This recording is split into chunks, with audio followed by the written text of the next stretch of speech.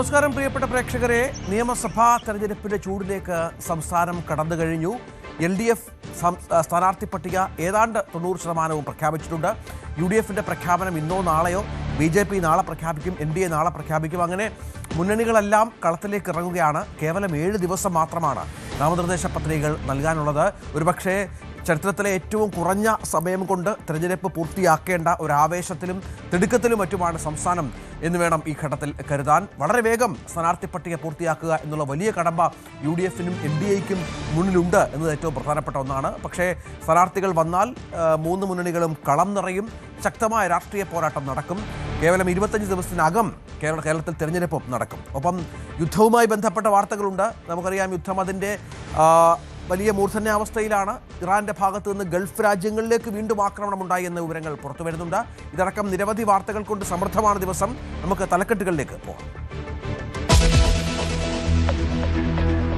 നിയമസഭാ തെരഞ്ഞെടുപ്പിന്റെ ചൂടിലേക്ക് കടന്നു കേരളം. പത്രികാ സമർപ്പണം ഇന്നു മുതൽ. സ്ഥാനാർത്ഥി പ്രഖ്യാപനത്തിലും പ്രചാരണത്തിലും ഇടതുമുന്നണി ഒരു ലാപ്പ് മുന്നിൽ. കോൺഗ്രസിന്റെ ആദ്യ പട്ടിക ഇന്ന്. BJP താരമണ്ഡലങ്ങളിലെ സ്ഥാനാർത്ഥികളെ മറ്റന്നാൾ പ്രഖ്യാപിക്കും.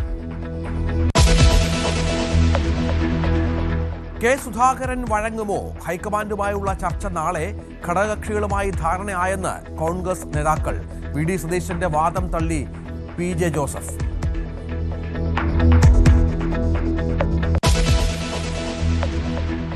തൊണ്ണൂറ്റിയെട്ടാമത് ഓസ്കർ അവാർഡുകൾ പ്രഖ്യാപിക്കുന്നു. വൺ ബാറ്റിൽ ആഫ്റ്റർ അനദറിന് 3 പുരസ്കാരങ്ങൾ. മികച്ച സഹനടി എയ്മി മാഡിഗൻ, സഹനടൻ ഷോൺ പെൻ.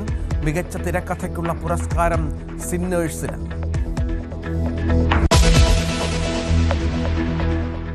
ശബരിമല സ്വർണ്ണക്കൊള്ള കേസ് പ്രതി A. പത്മകുമാറിനെതിരായ പാർട്ടി നടപടി ഇന്ന്. പത്തനംതിട്ട ജില്ലാ യോഗം രാവിലെ 11 മണിക്ക്. പത്മകുമാറിനെ എല്ലാ ചുമതലകളിൽ നിന്നും നീക്കും. പശ്ചിമേഷ്യൻ യുദ്ധം അന്തമില്ലാതെ തുടരുന്നു. ആക്രമണം കടുപ്പിച്ച ഇറാൻ. ദുബായ് അന്താരാഷ്ട്ര വിമാനത്താവളത്തിന് സമീപം ഡ്രോൺ ആക്രമണം. ഇന്ധന ടാങ്കർ പൊട്ടിത്തെറിച്ചു. ഇറാന്റെ നഗരങ്ങളിൽ ആക്രമണം ശക്തമാക്കി ഇസ്രായേലും അമേരിക്കയും.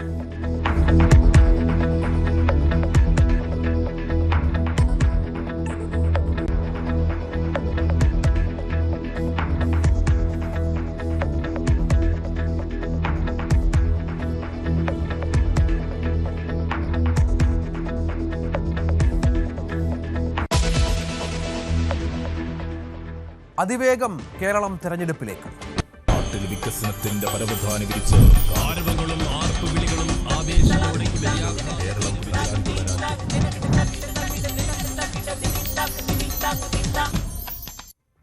നിയമസഭാ തെരഞ്ഞെടുപ്പ് പ്രഖ്യാപനത്തോടെ തിരക്കിട്ട സ്ഥാനാർത്ഥി നിർണയ ചർച്ചകളിലേക്കും മുന്നണികൾ കടക്കുകയാണ്. പ്രചാരണത്തിലേക്കും 5 സീറ്റ് ഒഴികെ ബാക്കി എല്ലാ മണ്ഡലങ്ങളിലും സ്ഥാനാർത്ഥികളെ പ്രഖ്യാപിച്ചു. പതിവ് പോലെ ഇടതുമുന്നണി പ്രചാരണത്തിൽ സജീവമായി കഴിഞ്ഞു. വോട്ടെടുപ്പിന് 24 ദിവസം മാത്രം ബാക്കിയുള്ളതിനാൽ തർക്കം പരിഹരിച്ച് എത്രയും വേഗം സ്ഥാനാർത്ഥികളെ പ്രഖ്യാപിച്ച് സജീവമാകാനാണ് UDFിന്റെ ശ്രമം. BJPയുടെ ആദ്യഘട്ട പട്ടിക നാളെ പ്രഖ്യാപിക്കും. ഇന്നു മുതൽ 23 വരെ പത്രിക സമർപ്പിക്കാം. TG സജിത്ത് ഏറ്റവും പുതിയ വിവരങ്ങൾ പങ്കുവെക്കും. സജിത്ത്, എല്ലാ തെരഞ്ഞെടുപ്പുകളിലും ഇടതുമുന്നണിയുടെ ഒരു ആദ്യ ലാപ്പ് പ്രകടനം വളരെ പ്രധാനമാണ്. വളരെ പെട്ടെന്ന് സ്ഥാനാർത്ഥികളെ പ്രഖ്യാപിക്കും.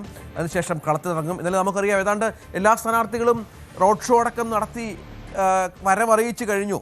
അത്ഭുതങ്ങളില്ലാത്തൊരു പട്ടികയുമാണ്. എന്താണ് ഇടതുമുന്നണിയെ സംബന്ധിച്ചിടത്തോളം വലിയ ആത്മവിശ്വാസത്തിലാണോ കാര്യങ്ങൾ? Ranjith, good morning Ranjith. എന്തായാലും ഇന്നത്തെ ഒരു പകൽ ദിനം വളരെ നിർണായകമാണ്. രാഷ്ട്രീയ കേരളം ഉറ്റുനോക്കുന്ന കേരളത്തിൻ്റെ വരുത്ത 5 വർഷം ആര് ഭരിക്കുമെന്ന ചോദ്യത്തിന് ഉത്തരം നൽകാൻ കേരളം ആ രാഷ്ട്രീയ ചൂടിലേക്ക് കടക്കുകയാണ്. അതിലേറ്റവും പ്രധാനം ഒരുപക്ഷെ ഇന്നലെ ഇലക്ഷൻ കമ്മീഷൻ്റെ പ്രഖ്യാപനം ഈ ദിവസങ്ങളിൽ പ്രതീക്ഷിച്ചിരുന്നെങ്കിൽ കൂടിയും അമ്പരപ്പുണ്ടാക്കിയ ഒരു കാര്യം ഈ കുറഞ്ഞ ദിവസങ്ങൾ മാത്രം പ്രചരണത്തിന് ലഭിക്കുന്നു എന്നതാണ്. അത് സ്വാഭാവികമായി ഉണ്ടാക്കുന്ന വെല്ലുവിളി ചെറുതല്ല എന്നതാണ്. ഇന്ന് 16-ാം തീയതിയാണ്. ഇനി ചുരുങ്ങിയ ദിവസങ്ങൾ മാത്രമാണ് നോമിനേഷൻ സമർപ്പിക്കാൻ ബാക്കിയുള്ളത്. അപ്പോൾ ഈ ദിവസത്തിനുള്ളിൽ ആ നിർണായക ചർച്ചകൾ പൂർത്തിയാക്കണം. UDF ഇത്തവണ നേരത്തെ ഒരുങ്ങുമെന്ന് പറഞ്ഞു. പക്ഷേ അവർക്ക് അവസാനം ചില തർക്കങ്ങൾ വന്നു. എന്തായാലും ഇടതുമുന്നണി ഇന്നലെ അവരുടെ സ്ഥാനാർത്ഥികളെ പ്രഖ്യാപിച്ചു. അതായത് കേരള കോൺഗ്രസിൻ്റെ ഒഴികെ, കേരള കോൺഗ്രസ് മാണി വിഭാഗത്തിൻ്റെ ഒഴികെയുള്ള ഇടതുമുന്നണി സ്ഥാനാർത്ഥികളിൽ ഏറെക്കുറെ ധാരണ ഉണ്ടായിട്ടുണ്ട്. പക്ഷേ CPM ചില സീറ്റുകൾ ഒഴിച്ചിട്ടുണ്ട്. അതിൽ അവർക്ക് ധാരണയുണ്ടാക്കാനുള്ള ശ്രമമാണ്. പതിവ് പോലെ നമ്മൾ തെരഞ്ഞെടുപ്പിൽ കാണുന്നത് പോലെ ഇടതുമുന്നണി നേരത്തെ ഒരുങ്ങുന്നു. അവർ നേരത്തെ പ്രചരണ രംഗത്തിറങ്ങുന്നു. തൊട്ടു പിന്നാലെ കോൺഗ്രസും BJPയും ഒക്കെ വരുന്നു. ഇതാണ് നമ്മൾ കണ്ടു പരിചയമുള്ള ഒരു തെരഞ്ഞെടുപ്പ് രീതികൾ. അതുപോലെ തന്നെയാണ് ഇത്തവണയും സംഭവിക്കുന്നത് എന്നതാണ്. പക്ഷേ ഈ ചർച്ചകളൊക്കെ പൂർത്തിയാക്കാൻ കുറഞ്ഞ ദിവസങ്ങൾ മാത്രമേ ഉള്ളൂ എന്നതാണ് ഇനി അങ്ങോട്ട് നെഞ്ചിടിപ്പേറ്റുന്നത് എന്നതാണ് സാഹചര്യം. കാരണം ഈ വിവാദങ്ങൾ ഒഴിവാക്കി ഈ തർക്കങ്ങൾ പരിഹരിച്ചു വേണം തെരഞ്ഞെടുപ്പ് പ്രചരണ രംഗത്തേക്ക് ഇറങ്ങാൻ. അപ്പോൾ അവിടെ ഇതൊന്നും ബാധകമാവരുത് എന്നതാണ് വെല്ലുവിളി. ഇടതു ക്യാമ്പിന് പ്രതീക്ഷകളുണ്ട്. മൂന്നാമതും ഒരു ഇടതുമുന്നണി സർക്കാർ വരും എന്ന പ്രതീക്ഷയിൽ അവർ ഇന്നലെ തന്നെ റോഡ് ഷോയ്ക്കായിട്ട് കളത്തിൽ ഇറങ്ങിയിട്ടുണ്ട് എന്നതാണ് ഇന്നലെ നമ്മൾ കണ്ട ഒരു സാഹചര്യം. എന്തായാലും ആ ഒരു പ്രതീക്ഷയുണ്ട്. എന്തായാലും ഒരു കാര്യം വ്യക്തമാണ്, ഈ കുറഞ്ഞ ദിവസങ്ങളിലുള്ള ഒരു പ്രഖ്യാപനം മുന്നണികൾ ആരും പ്രതീക്ഷിച്ചതല്ല. അല്പം കൂടി സമയം കിട്ടും എന്ന് കരുതിയിരുന്നു. പക്ഷേ അങ്ങനെയല്ല ഇലക്ഷൻ്റെ പ്രഖ്യാപനം ഉണ്ടാവുന്നത്. അതുകൊണ്ട് തന്നെ സ്വാഭാവികമായും ഈ തിരക്കിട്ട ചർച്ചകൾ നടക്കേണ്ടതുണ്ട്. അതുകൊണ്ട് ഇന്നത്തെ പകൽ ദിനം നിർണായകമാണ്. നമുക്ക് നോക്കാം, ഇന്നത്തെ പകൽ ദിനം നമുക്ക് പ്രതീക്ഷിക്കേണ്ട ചില പ്രധാനപ്പെട്ട വാർത്തകൾ എങ്ങനെയാണ്. ഒന്ന്, CPM-ന്റെ പട്ടികയ്ക്ക് അല്പം കൂടി ഒരു വ്യക്തത, ഈ അവശേഷിക്കുന്ന ഇടങ്ങളിലൊക്കെ വ്യക്തത വരേണ്ടതുണ്ട്. തിരുവനന്തപുരം ജില്ലയിലെ 2 സീറ്റുകൾ ഇടതുമുന്നണിയുടെ തിരുവനന്തപുരം മണ്ഡലവും ഒപ്പം തന്നെ കോവളം മണ്ഡലവും, അതിൽ ചെറിയ ആശയക്കുഴപ്പം ഇപ്പോഴുമുണ്ട്. അതിനൊരു പരിഹാരം CPM-ന് കണ്ടെത്തേണ്ടി വരുന്നുണ്ട്. കേരള കോൺഗ്രസ് മാണി വിഭാഗത്തിന് 13 സീറ്റ് ഇത്തവണ അവർ ആഗ്രഹിച്ചിരുന്നു, പക്ഷേ കിട്ടിയിട്ടില്ല നിലവിലെ ധാരണ പ്രകാരം. അങ്ങനെയെങ്കിൽ ഈ തിരുവനന്തപുരം മണ്ഡലം അവസാന നിമിഷം വിട്ട് നൽകിക്കൊണ്ടുള്ള എന്തെങ്കിലും ധാരണയോ അങ്ങനെ എന്തെങ്കിലും നീക്കം ഉണ്ടാകുമോ? കാരണം ആന്റണി രാജു കളത്തിലില്ല. അപ്പോൾ അത്തരം ആലോചനകൾ നടക്കുമോ എന്ന് ഇടത് ക്യാമ്പിൽ നിന്ന് നമുക്ക് പ്രതീക്ഷിക്കാവുന്ന ചില വ്യക്തതകൾ ഇന്ന് നമ്മൾ ഉണ്ടാകുമെന്ന് കരുതാം. ഒപ്പം ഈ സ്ഥാനാർത്ഥി പ്രഖ്യാപനവുമായി ബന്ധപ്പെട്ട് നേരിയ ചില കല്ലുകടികൾ ഇപ്പോഴും ഇടതു മുന്നണിയിലുണ്ട്. ഒന്ന്, PK ശ്യാമളയുടെ സ്ഥാനാർത്ഥി പ്രഖ്യാപനമാണ്. അത് പൊതുവിൽ ഇടത് സൈബർ ഇടങ്ങളിൽ പോലും വിമർശനത്തിന് ഇടവെച്ച കാര്യമാണ്. അത് ഇനി അങ്ങോട്ടേക്ക് പ്രകടമാകുമോ, അതല്ല സ്ഥാനാർത്ഥി പ്രഖ്യാപനത്തിന് ശേഷം പാർട്ടി തീരുമാനത്തെ അംഗീകരിച്ച് മുന്നോട്ട് പോകുന്ന നീക്കമുണ്ടാവുമോ? ഇതൊക്കെയാണ് ഇന്നത്തെ ഒരു പകൽ ദിനം. നമുക്ക് സാധാരണ എന്തൊക്കെ തർക്കങ്ങൾ ഉണ്ടായാലും സജിത്ത്, സ്ഥാനാർത്ഥികളെ പ്രഖ്യാപിച്ചു കഴിഞ്ഞാൽ പാർട്ടി പ്രവർത്തകർ പിന്നീട് വിമർശനങ്ങൾ ഉന്നയിച്ചു പോകുന്നതൊന്നും നേതാക്കളായാലും ഇടതുമുന്നണിയിൽ പതിവിന് വിപരീതമായി ഇത്തവണ സംഭവിക്കാനും സാധ്യതയില്ല. മറ്റൊന്ന്, ഇനി പ്രഖ്യാപിക്കാനുള്ള സ്വതന്ത്രന്മാരാണ്. അത് 5 സീറ്റുകളിൽ കൂടി പ്രഖ്യാപനം വരാനുണ്ട്. അതിൽ പ്രധാനം പാലക്കാടാണ്. പാലക്കാട് വീണ്ടും ഒരു സ്വതന്ത്രനെ പരീക്ഷിക്കാൻ ഒരുങ്ങുന്ന ഒരു പശ്ചാത്തലം LDF-ന്റെ ഭാഗത്ത്, CPM-ന്റെ ഭാഗത്ത് നിന്ന് ഉണ്ടാവുകയാണ്. അത്തരം കാര്യങ്ങളിൽ തീരുമാനമുണ്ടാകണം. അത് ഇന്നോ നാളെയോ ഒരുപക്ഷെ സംഭവിച്ചേക്കുമെന്ന് കരുതാം, അല്ലേ? അങ്ങനെ കരുതണം രഞ്ജിത്ത്. കാരണം പാലക്കാട് സീറ്റിന് ഒരു പ്രത്യേകത, അവിടെ രാഹുൽ മാങ്കൂട്ടം ഒഴിയുന്ന സാഹചര്യമാണ് ഇടതുമുന്നണിക്ക് പുതിയൊരു സാധ്യത ഉണ്ടാക്കുന്നത്. കാരണം മൂന്നാം സ്ഥാനത്ത് പോകുന്ന മണ്ഡലമാണ് പാലക്കാട്. പക്ഷേ പാലക്കാട് CPM-ന്റെ സ്ഥാനാർത്ഥി നിർണയം അവിടുത്തെ ജയപരാജയത്തിൽ നിർണായകമാണ്. ഒരുപക്ഷെ ഇത്തവണ അതിനും അപ്പുറം ഒരു പ്രതീക്ഷ ഒരുപക്ഷെ CPM മുന്നിൽ കാണുന്നുണ്ടാവാം. അപ്പോൾ UDF-ന്റെയും ഒപ്പം BJP-യുടെയും ധാരണ എന്ത് എന്ന് കണ്ടറിഞ്ഞതിന് ശേഷം ഒരു പ്രഖ്യാപനത്തിലേക്ക് കടക്കാനാണോ CPM-ന്റെ നീക്കമെന്ന് വേണം ആലോചിക്കാൻ. അങ്ങനെയെങ്കിൽ ആരാവും സ്ഥാനാർത്ഥി എന്നതാണ് ശ്രദ്ധിക്കേണ്ടത്. 2 മുഖങ്ങൾ. ഒന്ന്, ഈ PR സരിൻ ഇത്തവണ സീറ്റ് ഉണ്ടായിട്ടില്ല. അപ്പോൾ സരിനെ തന്നെ പാലക്കാട് മത്സരിപ്പിക്കുമോ എന്നതിൽ ഒരു വ്യക്തത ഉണ്ടാവണം. കഴിഞ്ഞ തവണ ബൈ ഇലക്ഷനിൽ നമുക്കറിയാം സരിൻ കോൺഗ്രസ് ക്യാമ്പ് വിട്ട് CPM-നൊപ്പം ചേർന്നതാണ്. അപ്പോൾ സരിൻ അത്തരം ഒരു പരിഗണന പാലക്കാട് തന്നെ ഇത്തവണ ഉണ്ടാകുമോ, അതല്ലെങ്കിൽ മറ്റേതെങ്കിലും സ്ഥാനാർത്ഥി വരുമോ എന്ന ചോദ്യമാണ്. നികേഷ് കുമാറിൻ്റെ സ്ഥാനാർത്ഥിത്വം നമ്മൾ പ്രതീക്ഷിച്ചിരുന്നു, പക്ഷേ നികേഷ് കുമാറിൻ്റെ സ്ഥാനാർത്ഥിത്വം കിട്ടിയിട്ടില്ല. ഇതാണ് ഇടതുമുന്നണിയുടെ ചിത്രം. എന്തായാലും പാലക്കാട് അടക്കമുള്ള അവശേഷിക്കുന്ന ഇടങ്ങളിലെ സസ്പെൻസ് ഒരുപക്ഷെ ഇന്ന് തന്നെ CPM വ്യക്തമാക്കാൻ സാധ്യതയുണ്ട്. ഒപ്പം അതിൽ നിർണായകമാവുന്നത് കോൺഗ്രസിൻ്റെയും ഒപ്പം BJP-യുടെയും പ്രഖ്യാപനം എന്നതാണ്. കോൺഗ്രസിനെ കുഴയ്ക്കുന്ന കുറേ തർക്കങ്ങൾ അവർക്ക് മുന്നിലുണ്ട്. ഇന്നത്തെ ഒരു പകൽ ദിനം സ്വാഭാവികമായി ആ തർക്കങ്ങൾക്ക് പരിഹാരം കാണാനായിരിക്കും അവർക്ക് ശ്രമം. 2 വെല്ലുവിളികളാണ് കോൺഗ്രസിനും UDF-നും ഉള്ളത്. ഒന്ന്, ഘടകകക്ഷികളുമായുള്ള സീറ്റ് വിഭജനത്തിൽ ഇതുവരെ ധാരണ ഉണ്ടായിട്ടില്ല. പ്രത്യേകിച്ച് ഈ ജോസഫ് ഗ്രൂപ്പ് ഉടക്കി തന്നെയാണ്. അവർക്ക് ആ തരത്തിലുള്ള ഒരു പരിഗണന നൽകാൻ എങ്ങനെ അവരെ ഒപ്പം നിർത്തി കൊണ്ടുപോകുമെന്നൊരു കുഴയ്ക്കുന്ന വിഷയമുണ്ട്. പക്ഷേ ആ പ്രശ്നത്തിന് പരിഹാരം ഇന്ന് തന്നെ കണ്ടെത്തേണ്ടി വരുമെന്നൊരു വിഷയമുണ്ട്. ഒപ്പം ലീഗിലേക്ക് വരുമ്പോൾ മുസ്ലിം ലീഗിനെ സംബന്ധിച്ച് കുഞ്ഞാലിക്കുട്ടി വേങ്ങരയിൽ നിന്ന് മാറി മത്സരിക്കുന്നു എന്ന സൂചനയുണ്ട്. ഇന്നത്തെ ലീഗ് യോഗം നിർണായകമാണ്. ഒരുപക്ഷേ സ്ഥാനാർത്ഥി പ്രഖ്യാപനത്തിലേക്ക് ലീഗ് അടക്കും. ലീഗുമായി സീറ്റ് വിഭജനം സംബന്ധിച്ച ധാരണകളൊന്നും ഉണ്ടാവാനില്ല. അത് നേരത്തെ തന്നെ കോൺഗ്രസിൽ ഉണ്ടായിക്കഴിഞ്ഞതാണ്. കഴിഞ്ഞ തവണ മത്സരിച്ച സീറ്റുകൾ തന്നെ ലീഗ് മത്സരിക്കുമെന്ന് ഉറപ്പാണ്. പക്ഷേ ആ ലീഗിൻ്റെ പ്രഖ്യാപനമാണ് നിർണായകമാവുന്നത്. ആരെങ്കിലും മാറ്റുമോ, ആരെങ്കിലും പുതുതായി കടന്നു വരുന്നുണ്ടോ തുടങ്ങിയ ചോദ്യങ്ങൾ ലീഗ് ക്യാമ്പിൽ നിന്ന് സ്വാഭാവികമാവും. ഏറ്റവും തർക്കപ്പെടുന്നത് കോൺഗ്രസിൻ്റെ സ്ഥാനാർത്ഥി പ്രഖ്യാപനം തന്നെയായിരിക്കും. കാരണം കോൺഗ്രസിനെ സംബന്ധിച്ച് കുഴയ്ക്കുന്ന നിരവധി പ്രശ്നങ്ങൾ അവർക്ക് മുന്നിലുണ്ട്. അതിലേറ്റവും ആദ്യത്തെ പ്രശ്നം MP-മാർ മത്സരിക്കുമോ ഇല്ലയോ എന്ന കാര്യത്തിൽ തന്നെയാണ്. അതിലും ഇത്തവണ ഒരു വ്യക്തത വരുത്താൻ ഇതുവരെ തയ്യാറായിട്ടില്ല. തീർച്ചയായും അതാണ് സാഹചര്യം. ഏതായാലും കാത്തിരുന്ന് കാണണം. ഒരു തെരഞ്ഞെടുപ്പ് പ്രഖ്യാപനം നടത്തി പിറ്റേ ദിവസമാണ് LDF സ്ഥാനാർത്ഥികൾ കളത്തിലുണ്ട്. ഇന്നലെ മുതൽ തന്നെ കളത്തിലുണ്ട്. UDF സ്ഥാനാർത്ഥികളുമായി ബന്ധപ്പെട്ട ചർച്ചകൾ ദ്രുതഗതിയിൽ പുരോഗമിക്കുന്ന പശ്ചാത്തലമുണ്ട്. NDA ആകട്ടെ ഈ വളരെ പെട്ടെന്നുള്ള ഒരു തെരഞ്ഞെടുപ്പ് നടക്കുമെന്നുള്ള പ്രഖ്യാപനം സമയം കിട്ടുമെന്നൊക്കെ പ്രതീക്ഷിച്ചിരുന്നു. ഘടകകക്ഷികളുമായുള്ള ചർച്ചകളൊക്കെ നടത്തി പൂർത്തിയാക്കേണ്ടതുണ്ട്. അതിനുള്ള ശ്രമങ്ങൾ നടത്തുന്നു. അങ്ങനെ തെരഞ്ഞെടുപ്പ് ചൂടിലേക്ക് അതിവേഗം കേരളം മുന്നോട്ട് പോവുകയാണ്. ഒരു ഗുണമുണ്ട്, വലിയ ചൂടുണ്ട്. ഈ ചൂടത്ത് അധിക നാൾ വിയർക്കേണ്ടി വരില്ല എന്നൊരു ഗുണം സ്ഥാനാർത്ഥികൾക്കും പ്രവർത്തകർക്കും നേതാക്കളും ഒക്കെയുണ്ട്. അതൊരാശ്വാസമാണ്. വളരെ പെട്ടെന്ന് തെരഞ്ഞെടുപ്പ് കഴിയും. കേവലം 3 ആഴ്ച മാത്രമാണ് പ്രചരണത്തിന് കിട്ടുക എന്നുള്ളത് പ്രധാനപ്പെട്ട ഒന്നാണ്. ഈ ചൂടിനെ ഒന്ന് അതിജീവിക്കുക എന്നുള്ളത് വലിയ പ്രശ്നമാണ്. അത് ഈ പറയുന്നതുപോലെ 3 ആഴ്ച മാത്രം സഹിച്ചാൽ മതി എന്നൊരു വലിയ ഗുണമുണ്ട്. മറ്റൊരു വാർത്ത കോൺഗ്രസുമായി ബന്ധപ്പെട്ടാണ്. 31 പേരുടെ ആദ്യഘട്ട സ്ഥാനാർത്ഥി പട്ടികയാണ് കോൺഗ്രസ് വൈകാതെ പ്രഖ്യാപിക്കുക എന്നാണ് മനസ്സിലാക്കേണ്ടത്. ശേഷിക്കുന്നവരുടെ കാര്യത്തിൽ നാളെ നടക്കുന്ന സ്ക്രീനിംഗ് കമ്മിറ്റി യോഗത്തിൽ തീരുമാനമാകും. ഇടഞ്ഞു നിൽക്കുന്ന കെ സുധാകരൻ ചർച്ചകൾക്കായി ഡൽഹിയിൽ എത്തുമോ എന്ന കാര്യത്തിലും അനിശ്ചിതത്വം തുടരുകയാണ്. മുസ്ലിം ലീഗ്, കേരള കോൺഗ്രസ്, ജോസഫ് എന്നിവരുമായും ചർച്ചകൾ പൂർത്തിയായിട്ടില്ല. കോൺഗ്രസിന് സീറ്റ് വിട്ടു നൽകില്ല എന്ന ഉറച്ച നിലപാടിലാണ് ജോസഫ് വിഭാഗമുള്ളത്. ഒപ്പം തിരുവനന്തപുരം ചിറയൻകീഴിൽ KPC അധ്യക്ഷന്റെയും രമ്യ ഹരിദാസിന്റെയും കോലം കോൺഗ്രസ് പ്രവർത്തകർ കത്തിച്ചു എന്ന വിവരമുണ്ട്. ചിറയൻകീഴിൽ രമ്യ ഹരിദാസിനെ സ്ഥാനാർത്ഥിയാക്കാനുള്ള നീക്കത്തിനെതിരെയാണ് പ്രതിഷേധം. കെട്ടിയിറക്കുന്ന സ്ഥാനാർത്ഥി വേണ്ട എന്നാണ് കോൺഗ്രസ് ഹൈക്കമാൻഡിന് പ്രാദേശിക നേതാക്കളുടെ മുന്നറിയിപ്പ്. രമ്യ ഹരിദാസ് കത്തട്ടെ, കത്തട്ടങ്ങനെ കത്തട്ടെ, കത്തട്ടങ്ങനെ കത്തട്ടെ, കത്തട്ടങ്ങനെ കത്തട്ടെ, കത്തട്ടങ്ങനെ കത്തട്ടെ, രമ്യ ഹരിദാസ് കത്തട്ടെ, സണ്ണി ജോസഫ് കത്തട്ടെ, സണ്ണി ജോസഫ് കത്തട്ടെ, കത്തട്ടങ്ങനെ കത്തട്ടെ, കത്തട്ടങ്ങനെ. ഡാൻ കുര്യൻ വിവരങ്ങളുമായി ചേരും. ഡാന്, ഇപ്പോ ഒരുപിടി പ്രശ്നങ്ങളുമായാണ് തെരഞ്ഞെടുപ്പിനെ അഭിമുഖീകരിക്കുന്നത് കോൺഗ്രസ് അല്ലെങ്കിൽ UDF, സംശയമില്ല. MP-മാരുടെ മത്സര ആവശ്യം അത് പൂർണ്ണമായും തള്ളി. അതെങ്ങനെ ഡീൽ ചെയ്യും എന്നുള്ളതാണ്. തിരുവനന്തപുരം സെൻട്രൽ അടക്കമുള്ള സീറ്റുകളിലെ തർക്കം ഒരു വലിയ പ്രശ്നമായി നിൽക്കുന്നു. ഘടകകക്ഷികളെ മെരുക്കണം. അങ്ങനെ നിരവധി പ്രശ്നങ്ങളുണ്ട്. അതെല്ലാം പരിഹരിച്ച്, സാധാരണ നമുക്കറിയാം കോൺഗ്രസ്സിൽ UDF-ലെ ഇത്തരം പ്രശ്നങ്ങളൊക്കെ എല്ലാ തെരഞ്ഞെടുപ്പ് കാലത്തും വളരെ സജീവമാണ്, സംശയമില്ല. പക്ഷേ ഇത്തവണ കുറച്ചുകൂടി ഒരു അവധാനതയോടുകൂടി കാര്യങ്ങൾ മുന്നോട്ട് കൊണ്ടുപോകേണ്ട പശ്ചാത്തലം കൂടി ഉണ്ടല്ലോ. 2 ദിവസത്തിനകം അന്തിമ സ്ഥാനാർത്ഥി പട്ടികയ്ക്ക് രൂപം നൽകും. അത് പ്രഖ്യാപിക്കാനുള്ള ഒരു സാധ്യതയിലേക്ക് കാര്യങ്ങൾ എത്തുന്നുവെന്നാണ് നേതൃത്വം നൽകുന്ന സൂചന. പക്ഷേ പ്രാദേശികമായ തർക്കങ്ങൾ കൊല്ലത്തും തിരുവനന്തപുരത്തുമൊക്കെ ചില പ്രധാനപ്പെട്ട മണ്ഡലങ്ങളിൽ നിലനിൽക്കുന്നു എന്നതാണ് നേതൃത്വത്തെ സംബന്ധിച്ച് വലിയൊരു പ്രതിസന്ധിയായി മാറിയിരിക്കുന്നത്. തിരുവനന്തപുരം ജില്ലയിൽ തിരുവനന്തപുരം CMPക്ക് വിട്ടു നൽകാനുള്ള ഒരു തീരുമാനത്തിലേക്ക് UDF എത്തിയിരുന്നു. അതോടൊപ്പം കോവളം സീറ്റിന്റെയും വട്ടിയൂർക്കാവിൽ K മുരളീധരന്റെയും കാര്യത്തിൽ മാത്രമാണ് തർക്കങ്ങളില്ലാത്ത ധാരണയിലേക്ക് എത്തിയിരിക്കുന്നത്. മറ്റെല്ലാ സ്ഥലങ്ങളിലും തർക്കങ്ങൾ നിലനിൽക്കുന്ന ഒരു സാഹചര്യം ഉണ്ടായിരുന്നു. അതുകൊണ്ട് തന്നെ നാളെ നടക്കുന്ന സ്ക്രീനിംഗ് കമ്മിറ്റി യോഗത്തിന് ശേഷമേ ഈ തർക്കങ്ങൾ നിലനിൽക്കുന്ന സീറ്റുകളിലെ സ്ഥാനാർത്ഥി നിർണ്ണയം സംബന്ധിച്ച് ഒരു അന്തിമമായ ചിത്രം വ്യക്തമാകുകയുള്ളൂ. നിലവിൽ 31 സ്ഥാനാർത്ഥികളുടെ കാര്യത്തിലാണ് തീരുമാനമായിരിക്കുന്നത്. അതിൽ 20 സിറ്റിംഗ് MLA-മാർ, ശേഷിക്കുന്ന 11 പേർ തർക്കങ്ങളില്ലാതെ സ്ഥാനാർത്ഥിയെ കണ്ടെത്താൻ കഴിഞ്ഞിട്ടുള്ള 11 മണ്ഡലങ്ങൾ. ഇങ്ങനെ 31 ഇടങ്ങളിലെ സ്ഥാനാർത്ഥികളെ ഉടൻ തന്നെ പ്രഖ്യാപിക്കാനാണ് സാധ്യത. ഒരുപക്ഷെ ഇന്ന് തന്നെ പ്രഖ്യാപനം ചിലപ്പോൾ ഉണ്ടായേക്കാം.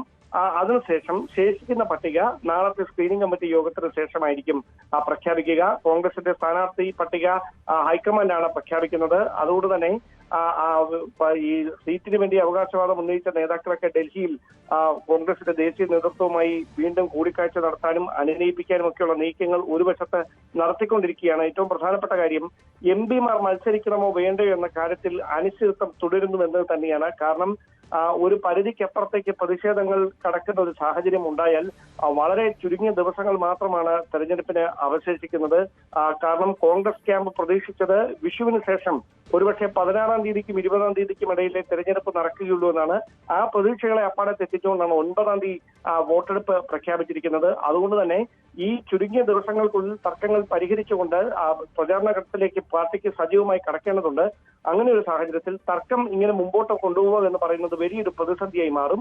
അതിന് ഒരു പരിഹാരം കാണുന്നതിന്റെ ഭാഗമായി മുതിർന്ന നേതാക്കൾ തന്നെ ഇപ്പോൾ ഈ വിമർശനം ഉന്നയിച്ചുകൊണ്ട് പ്രതിഷേധവുമായി പിണങ്ങിപ്പോയ K സുധാകരൻ ഉൾപ്പെടെയുള്ള നേതാക്കളുമായി ചർച്ച നടത്തും. അതിനുശേഷം ഇന്ന് അദ്ദേഹത്തെ ഡൽഹിയിലേക്ക് വിളിപ്പിച്ചിരുന്നു. അദ്ദേഹം എത്തുമോ എന്ന കാര്യത്തിൽ അനിശ്ചിതത്വം തുടരുകയാണ്. കാരണം രാഹുൽ ഗാന്ധിയുമായും മല്ലികാർജ്ജുന ഖാർഗെയുമായുള്ള കൂടിക്കാഴ്ചയ്ക്ക് ഡൽഹിയിൽ എത്തണമെന്നായിരുന്നു അദ്ദേഹത്തിന് നൽകിയ നിർദ്ദേശം. പക്ഷേ സീറ്റ് ഉണ്ടെങ്കിൽ മാത്രമേ എത്തുകയുള്ളൂ എന്ന നിലപാടിൽ K സുധാകരൻ ഉറച്ചു നിൽക്കുകയാണ് എന്നാണ് അദ്ദേഹവുമായി അടുത്ത വൃത്തങ്ങൾ നൽകുന്ന സൂചന. എന്തായാലും ഈ സാഹചര്യങ്ങൾക്കിടയിൽ തിരുവനന്തപുരം ചിറയൻകീഴിൽ രമ്യ ഹരിദാസിനെ സ്ഥാനാർത്ഥിയാക്കാനുള്ള നീക്കത്തിനെതിരെ പ്രാദേശികമായ വലിയ പ്രതിഷേധം ഉയരുന്നുണ്ട്. 11 മണ്ഡലം പ്രസിഡന്റുമാരും 2 DCC ഭാരവാഹികളുമടക്കം രേഖാമൂലം ഒപ്പിട്ട ഒരു കത്ത് AICC നേതൃത്വത്തിന് കൈമാറിയിരിക്കുകയാണ്.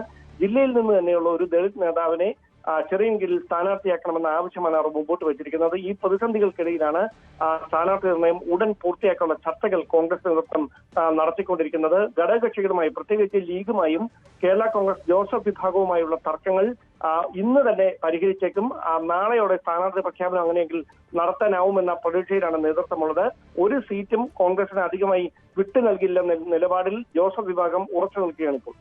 തീർച്ചയായും അത് വല്ലാത്തൊരു സാഹചര്യമാണ്. UDF സംബന്ധിച്ചിടത്തോളം ഈ പ്രശ്നങ്ങൾ പരിഹരിച്ച് മുന്നോട്ട് പോവുക എന്ന പ്രധാന ഒരു കാര്യം കൂടിയുണ്ട്. അതെങ്ങനെ എപ്പോൾ സംഭവിക്കും എന്നുള്ളത് കാത്തിരുന്ന് കാണണം. ഏതായാലും അധിക സമയമില്ല. നേരത്തെ പറഞ്ഞതുപോലെ 7 ദിവസം മാത്രമാണ് സ്ഥാനാർത്ഥി നോമിനേഷൻ നൽകുന്നതുമായി ബന്ധപ്പെട്ട് ബാക്കിയുള്ളത്. അതിനകത്ത് ഈ സ്ഥാനാർത്ഥി പ്രഖ്യാപനം ഉണ്ടാവുകയും വേണം, നോമിനേഷൻ സമർപ്പിക്കുകയും വേണം. ഒരുപക്ഷെ ഇന്ന് മുതൽ തന്നെ LDFിൻ്റെ സ്ഥാനാർത്ഥികൾ നോമിനേഷനുകൾ നൽകി തുടങ്ങിയേക്കാം. ഇന്നു മുതൽ നോമിനേഷൻ നൽകാനുള്ള സമയമുണ്ട്. സുധാകരൻ്റെ പ്രശ്നമാണല്ലോ ഡാൻ കോൺഗ്രസിനെ സംബന്ധിച്ചിടത്തോളം സജീവമായി നിൽക്കുന്നത്. കാരണം മത്സരിക്കാൻ ആഗ്രഹമുള്ള ഒരു പിടി MP മാരുണ്ട്. അടൂർ പ്രകാശ് മത്സരിക്കണമെന്ന് ആഗ്രഹിക്കുന്നു, KC വേണുഗോപാൽ ഒരു പരിധിവരെ ആഗ്രഹിക്കുന്നു, സുധാകരന് വലിയ ആഗ്രഹമുണ്ട്, തരൂരിനെ ചിലപ്പോൾ നിയമത്ത് പരീക്ഷിച്ചേക്കുമെന്നുള്ള സൂചനകളുണ്ടായിരുന്നു. പക്ഷേ ഇപ്പോൾ MP മാർ പൂർണ്ണമായും മത്സരിക്കേണ്ട എന്ന നിലപാടിൽ തന്നെ കോൺഗ്രസ് നേതൃത്വം എത്തിയിട്ടുണ്ട് എന്ന് വേണം കരുതാൻ. അത് സുധാകരനെ പറഞ്ഞു മനസ്സിലാക്കുക എന്നുള്ള വലിയൊരു പ്രശ്നമുണ്ട്. സംസ്ഥാന നേതൃത്വമാണ് MP മാർ മത്സരിക്കേണ്ട എന്ന നിലപാടിൽ ഉറച്ചു നിൽക്കുന്നത്. അതേസമയം MP മാരിൽ ഏതാണ്ട് 6 പേരിലധികം മത്സരിക്കാനുള്ള രഹസ്യമായ തയ്യാറെടുപ്പുകളൊക്കെ നടത്തുന്നുമുണ്ട്. കാരണം ഹൈക്കമാൻഡ് ഒടുവിൽ ഒരു വിട്ടുവീഴ്ചയ്ക്ക് വഴങ്ങുമെന്നുള്ള ഒരു പ്രതീക്ഷയിലാണ് ഇവർ ഉള്ളത്. ആ ഒരു പശ്ചാത്തലത്തിൽ K. സുധാകരൻ പ്രത്യക്ഷമായി എതിർത്ത് പരസ്യമാക്കുന്നുവെന്നേ ഉള്ളൂ. അതീവ രഹസ്യമായി മത്സരിക്കാനായി നേതൃത്വത്തിന് മുമ്പിൽ സമ്മർദ്ദം ചെലുത്തുന്ന മറ്റ് ചില MP മാർ കൂടിയുണ്ട്. പ്രധാനമായി അടൂർ പ്രകാശ് അടക്കമുള്ളവർ അത്തരത്തിൽ അദ്ദേഹത്തിന് നിയമസഭയിൽ മത്സരിക്കണം, തിരികെ സംസ്ഥാന രാഷ്ട്രീയത്തിൽ സജീവമാകണം എന്നൊരു നിലപാടിലാണ്. അങ്ങനെ ഒരു പശ്ചാത്തലം നിലനിൽക്കുന്ന സാഹചര്യത്തിൽ ഇങ്ങനെ ഒരു തർക്കം അനിശ്ചിതത്വത്തിൽ നിലനിർത്തിക്കൊണ്ട് പോവുക എന്ന് പറയുന്നത് പാർട്ടിയുടെ തെരഞ്ഞെടുപ്പ് പ്രചാരണങ്ങളെ പ്രതികൂലമായി ബാധിക്കുന്ന ഒരു സാഹചര്യം വരും. അതുകൊണ്ട് തന്നെ അങ്ങനെ ഒരു തർക്ം നീട്ടിക്കൊണ്ടു പോകാൻ ഹൈക്കമാൻഡ് ആഗ്രഹിക്കുന്നില്ല. അങ്ങനെയെങ്കിൽ K. സുധാകരന് മാത്രമായി ഒരു ഇളവ് നൽകാനുള്ള സാധ്യതയില്ല. ഇളവ് നൽകുകയാണെങ്കിൽ ഒരുപക്ഷെ 3 MP മാർ മത്സരിച്ചേക്കും. അതല്ല എങ്കിൽ ആരും തന്നെ മത്സരിക്കില്ല. ഇതാണ് നിലവിലെ സാഹചര്യം. എന്തായാലും സംസ്ഥാന നേതൃത്വം MP മാർ മത്സരിക്കുന്നതിനോട് കടുത്ത വിയോജിപ്പിലാണുള്ളത്. അതിന്റെ കാരണം നമുക്കറിയാം. കാരണം UDF അധികാരത്തിലേക്ക് എത്തും എന്ന ആത്മവിശ്വാസത്തിലാണ് കോൺഗ്രസ് ക്യാമ്പ്. അങ്ങനെ ഒരു പശ്ചാത്തലത്തിൽ MP മാർ മത്സരിക്കാനായി വന്നവർ വെറും MLA മാരായി മാത്രം ഇരിക്കാനല്ല മത്സരരംഗത്തേക്ക് വരുന്നത് എന്നതാണ് അതിലെ രാഷ്ട്രീയ കൗതുകം. അതുകൊണ്ട് തന്നെയാണ് MP മാർ ആരും മത്സരിക്കാൻ വരണ്ട എന്ന നിലപാടിലേക്ക് സംസ്ഥാനത്തെ മുതിർന്ന നേതാക്കൾ ഒറ്റക്കെട്ടായി ഒരുമിച്ച് അങ്ങനെയൊരു നിലപാടിലേക്ക് നീങ്ങുന്നത്. എന്തായാലും മത്സരിക്കാനായി വലിയ സമ്മർദ്ദമാണ് 5 MP മാർ കോൺഗ്രസ് ഹൈക്കമാൻഡിന് മുമ്പിൽ സമ്മർദ്ദമാണ് ചെലുത്തിക്കൊണ്ടിരിക്കുന്നത്. തീർച്ചയായും അതാണ് കോൺഗ്രസിലെ UDFിലെ സാഹചര്യം. പ്രശ്നങ്ങൾ പരിഹരിക്കുമെന്ന് പ്രതീക്ഷിക്കാം.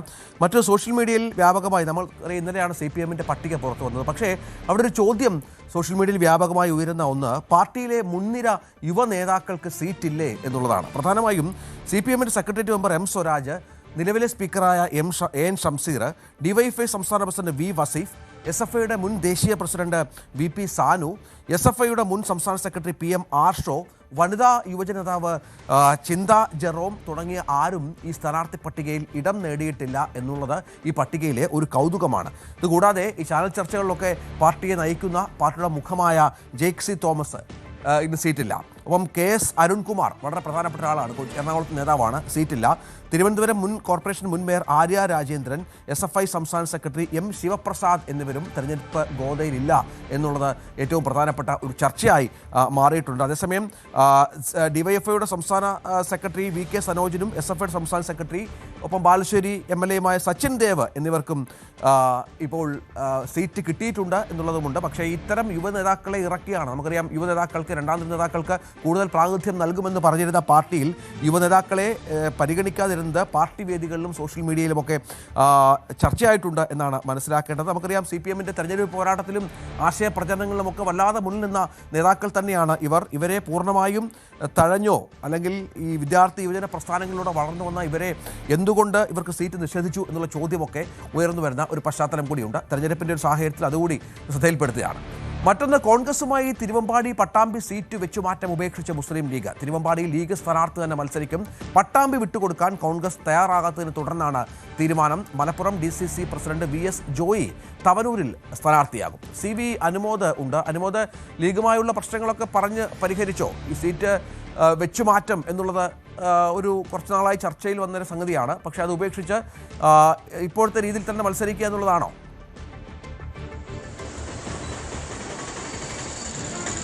രഞ്ജിത്ത്, പട്ടാമ്പിയിലെ കോൺഗ്രസ് ഈ ഒരു സീറ്റ് വിട്ടുകൊടുക്കാൻ തയ്യാറാകാത്തതാണ് ഈ ഒരു സീറ്റ് വെച്ചുമാറ്റ ചർച്ചകൾ പൂർണ്ണമായും ഉപേക്ഷിക്കാനുള്ള ഒരു കാരണം.